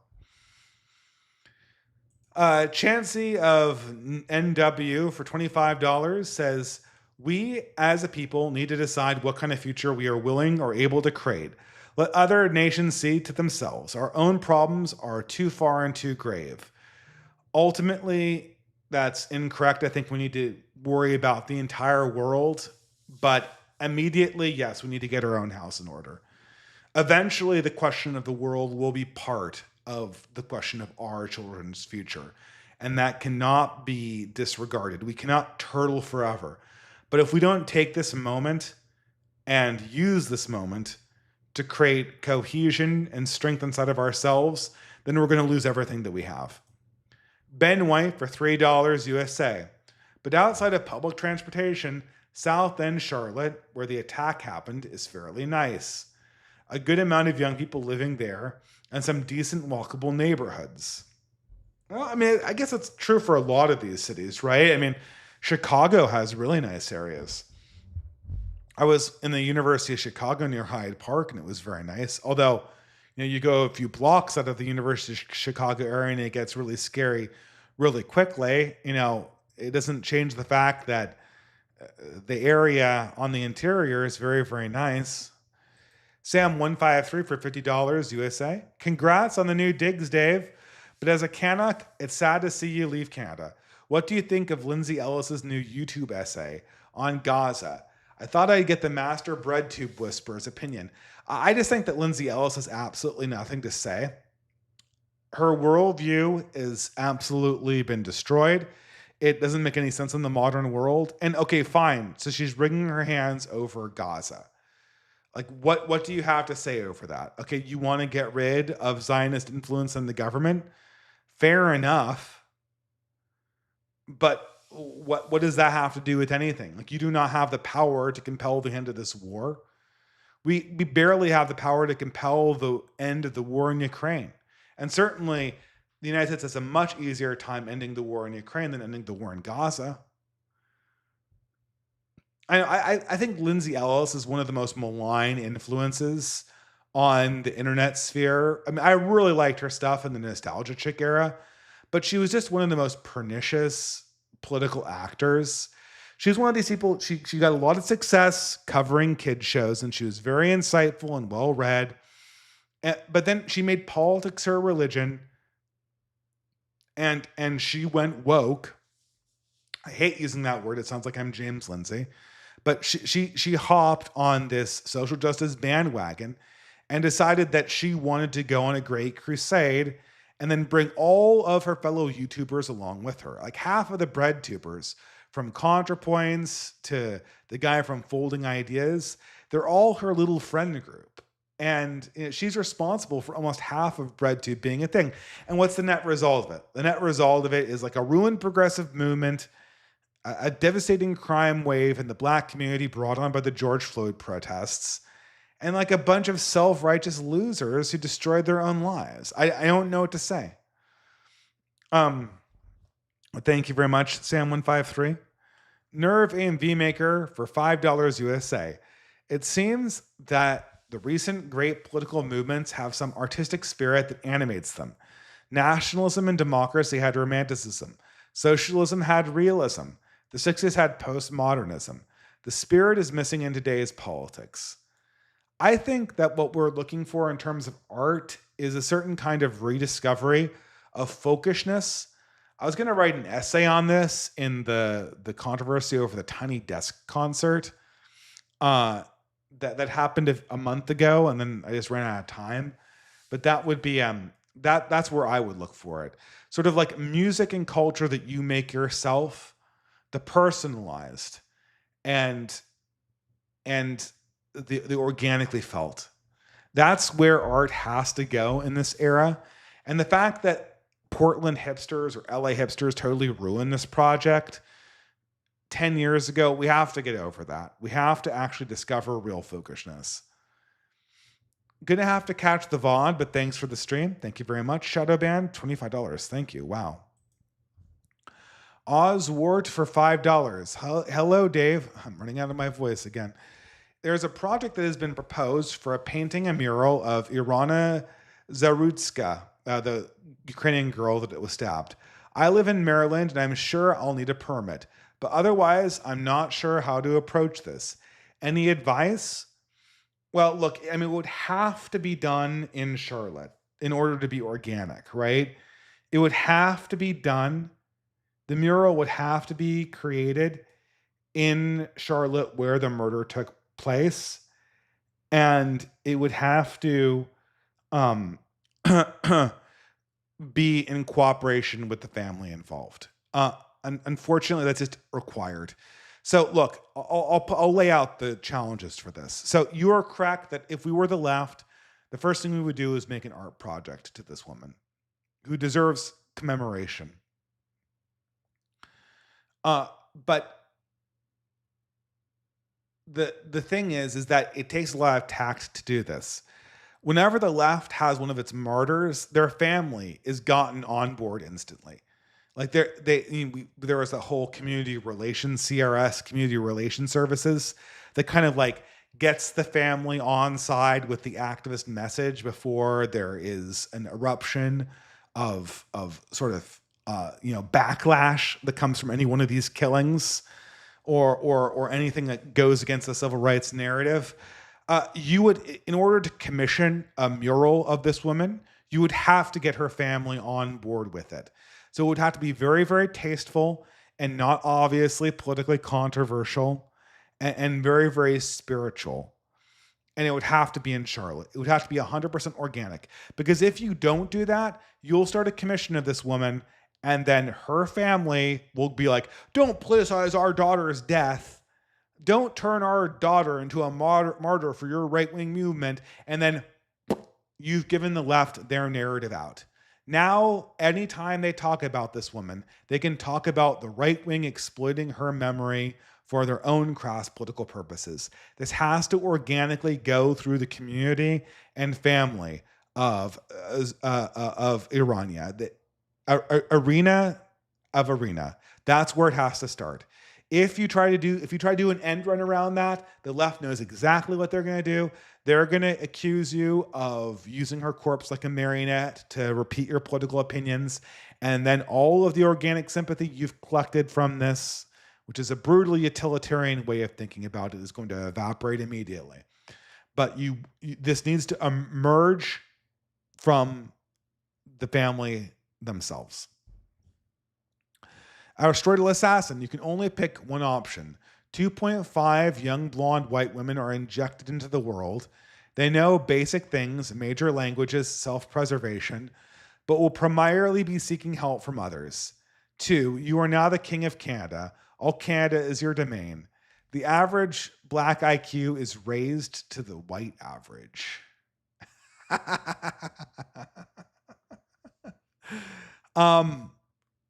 Well, okay, that is a very interesting thought experiment. Look, I don't really make much of IQ, and I think all races have their talents and their lack of talents. So I don't think that anyone. I would like to all of humanity's IQ to be raised, but I see human biodiversity as a beautiful element of humanity, and I don't want to turn black people into like dark-skinned clones of white people. So we'll pass on that. I'm pretty sure that if I had 2.5 billion impressionable blonde white women that I could educate, I could take over Canada. I will construct the Canic version of Xanadu, and I will train my own society of assassins, and I will promise the men wives to conquer the great white north again. Not to mention, I might not even need to raise an army, because if I'm educating them, I am voting for them. So I could just vote myself dictator for life, and it would be really easy. So getting to educate 2.5 young women is way more power than the other two options combined. Ben White for $3 USA says, you know, Dave, I think you were right on anime. Thinking about it, I think I only know one or two white girls who are really into anime, but don't have some kind of mental illness or who are very promiscuous. Yeah, I mean, look, anime is a very difficult thing to consume for women because it's hyper romantic, and it doesn't really give you a lot of the antibodies women need to get through their 20s. A lot of women who are into anime are taken advantage of, and because of that, they either become feminists or they develop some other kind of mental disorder, and it's really, really tough to manage. I've already told tons of stories about this. It's a rough scene. Alex Wegner for $3 USA. Hi, Dave. How do you find your true beliefs? How do they change without a betrayal? Um, well, I mean, I think it's just being honest about your doubts, right? I mean, if I were to change my religion, I wonder how I would handle that. Like if I were to suddenly become a Protestant, or if I was just to like lose faith like uncontrollably, and I couldn't profess the Nicene Creed without like lying, professing something that I thought was not true, then I would have to like confess that skepticism and crisis of faith, like being public. That's the way I would have to. I mean, you just have to be honest, right? You have to be honest with yourself, and you have to be honest with your self presentation. What I would never do, though, is I would never be like, how I escaped Catholicism or how I escaped right wing beliefs. Like, I wouldn't do the kind of like Faraday speaks, like tell all piece. That's kind of like being a traitor. The reason why these kind of like whiny, bitchy, I left the right, I escaped the right things is they're not done in a spirit of dialectic. They're just done so that the people can hop on an institutional support structure. And like, you know, for instance, Faraday Speaks claimed to be formerly had been alt-right. But then I asked him how he got satisfactory answers to any of the common alt-right contentions. He couldn't answer any of it. Right? So if I just lose faith, I mean, you have the right to ask me why I lost my faith and get an answer that's not just like, oh, well, like the vibe was icky, or, you know, there was a mass shooter and I had a crisis of conscience. Like there have been, you know, the reason why I converted to Islam from Catholicism is that there was a Catholic mass shooter. Yeah, well, there are Muslim mass shooters too. Like this doesn't make sense, right? So like the way you follow your true beliefs is just like pursue radical honesty. And I think that's the best way to do politics. And that's what served me in my time doing this, is just a level of radical sincerity about what I believe. And like my beliefs have changed. Like I used to be a liberal conservative and now I'm a reactionary. Like my beliefs changed in 2017. Thoughtful guy for $5. New dad with 3-month-old girl. Congratulations. I'm blessed with my wife desiring and able to stay home while I work. Tips to help me feel less guilty not helping out with baby enough, fearing she'll want to go back to work. Are you also going to homeschool? Even private schools are sus. I think we're doing private schools, but we'll see. We've talked about homeschooling for high school. Um, I don't know. When my kid was 3 months old, it was COVID time, so I was in the house all the time. So for new fathers, like, here's my advice. Like, look, look at kid chores as kind of like a gift. Like certain kinds of kid chores. Like certain kinds of kid chores are easier for you to do than your wife. Um, Diaper changing is one of them. Uh, this is like super easy. Women hate doing it. It takes the load off. And so if you can do as much diaper changing as possible, always hop up to do that. Like it will psychologically unburden the woman a lot. The second thing that women tend to need a lot more sleep than men do. So I don't know how much sleep you need to get, but oftentimes those up anyway. So if you can take care of the kid during the times when the baby does not need mama, then that will be a big load off, because you want to take up the chores where it doesn't matter who you are, you're just doing the task. Washing bottles is another good one. Um, so on and so forth. These things are all these are all tasks you want because you can do them easily. The things you don't want to do is like getting up in the middle of the night and calming down the crying kid. Like you can do that and it might work, but 50% of the time, the kid is crying specifically for her. So the thing that you're taking off her plate eventually comes back on her plate. And that tends to tire women more. Women do not like psychological burdens, which is why if you can be a planner, like plan everything out, get a big whiteboard and like break down the month and break down the day and pencil in nap time for mama so that so you can see everything and she has it clear in her mind. That will kind of like take her mental load down a notch, and it will be like for women in particular, they like that structure. They really like that structure. Luther Templar. Well, you're not on Twitter, but I see you here. I also see you on Substack. I think this is why I am for. Oh, hold on. Someone said, "Good evening, Dave. I hope all is well." And also, congratulations to Thoughtful Guy on the new child. But thank you, Charles Mackey, also for $25. Luther Templar for $5 says, "I think this is why I'm being forced off social media more and more. You get a greater sense of responsibility in the real world. It's easy to type and forget." That is 100% true. Pardon me. It is 100% true. You get a larger sense of responsibility in the real world. I am crashing out quite quick here, so let's keep on going.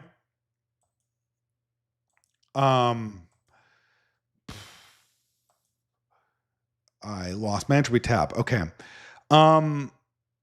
Bright Dawn for $3 says, so two things for feminism. I compare it to drug addiction. It's not that the drug addiction is good. It's that there is a causal underlying issue that people try to numb. Yeah, I think feminism is it's just so pathological. I wouldn't compare it to a drug addiction.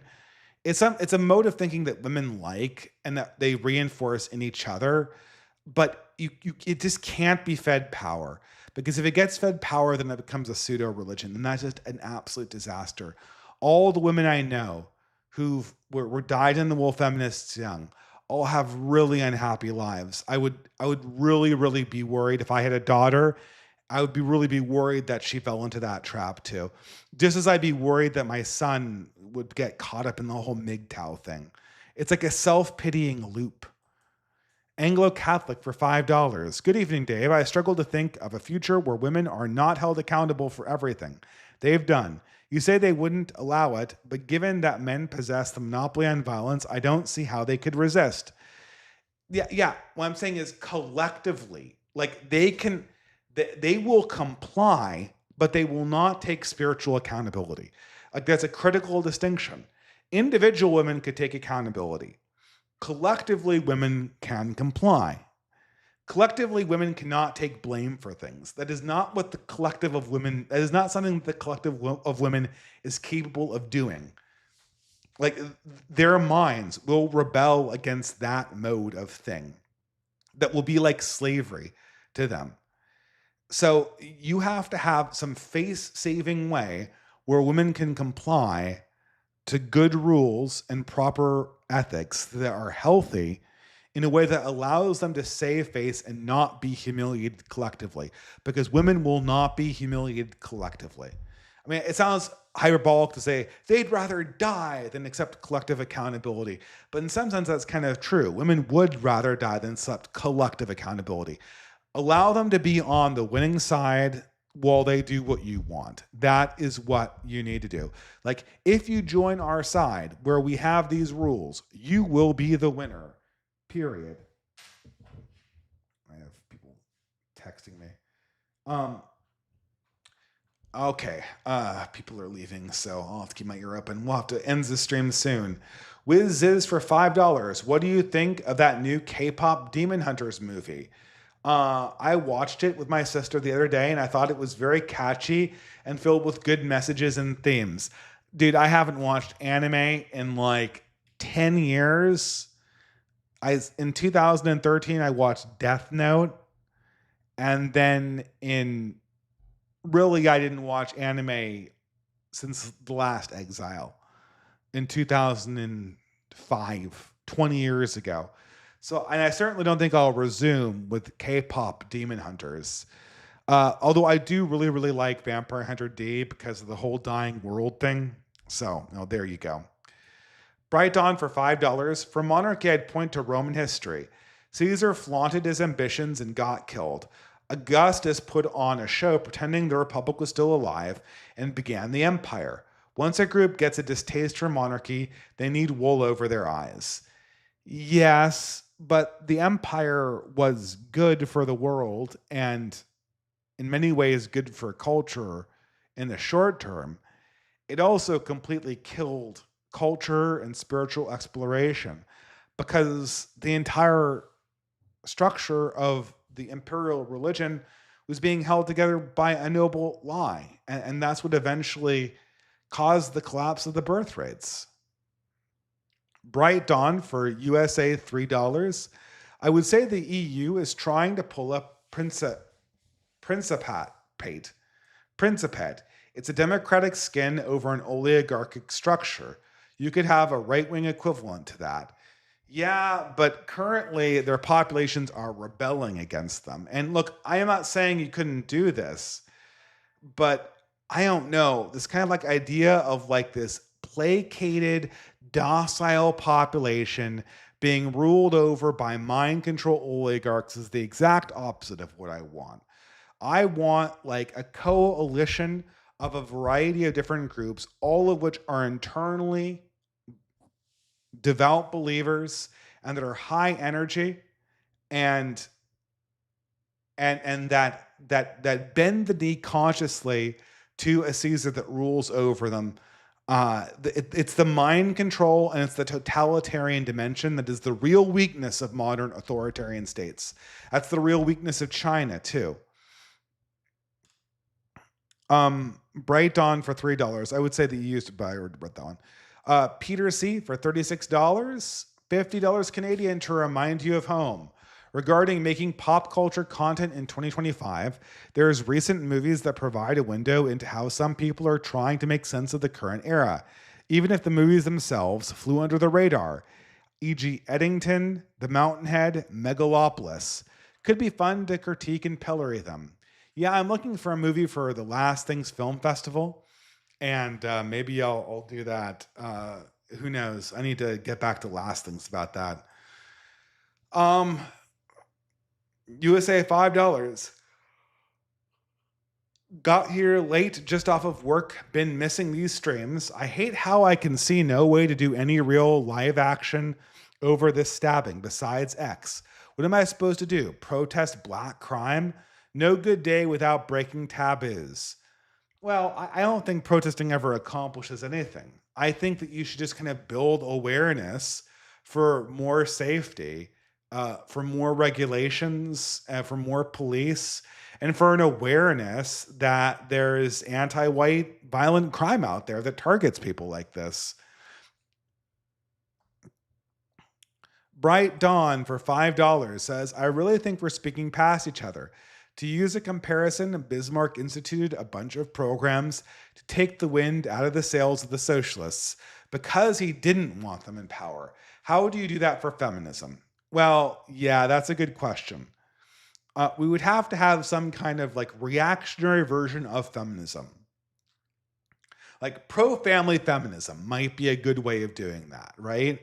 The problem is that like how do you get reactionary feminism without it going like into this gender slop stuff? I feel kind of like Cartoons Hate Her was trying to do something like that, and then it kind of just became gender slop, right? And I don't have the answers. I would like to create a facsimile of feminism to rob it of its powers. But this is much, much harder because part of its power, part of what makes it fun, is its destructive. It's like trying to take nicotine out of cigarettes, right? Trying to make trying to make feminism without man hating is like trying to make cigarettes without nicotine. That's what makes the whole endeavor fun. Although if you had absolute power, I'm sure you could create a simulacrum that would be popular simply because it was in power. All right, guys, my voice is out, and I will read. Let's just read Psalm 1. I had this one memorized, I think, but since we're starting the new year, the new season of this podcast in the new location, let's go on to the first Psalm. Blessed is the one who does not step with the wicked, or stand in the way of the sinners, or sit in the company of the vain, but whose delight is in the law of the Lord, and who meditates on his law day and night. That person is like a tree planted by streams of water, which yields its fruit in season, and whose leaf does not wither, whether they prosper. Not so the wicked, they are like the shaft that the wind blows away. Therefore the wicked will not stand in the judgment, nor sinners in the assembly of the righteous. For the Lord watches over the way of the righteous, but the way of the wicked leads to destruction. All right, guys, thank you for joining me for Fiddler's Green podcast number 60. Hopefully I'll see you in 2 weeks, and hopefully I'll have an essay out soon. If not, a beginning on that much, much larger project I've been hinting at. But in the meantime, have a wonderful rest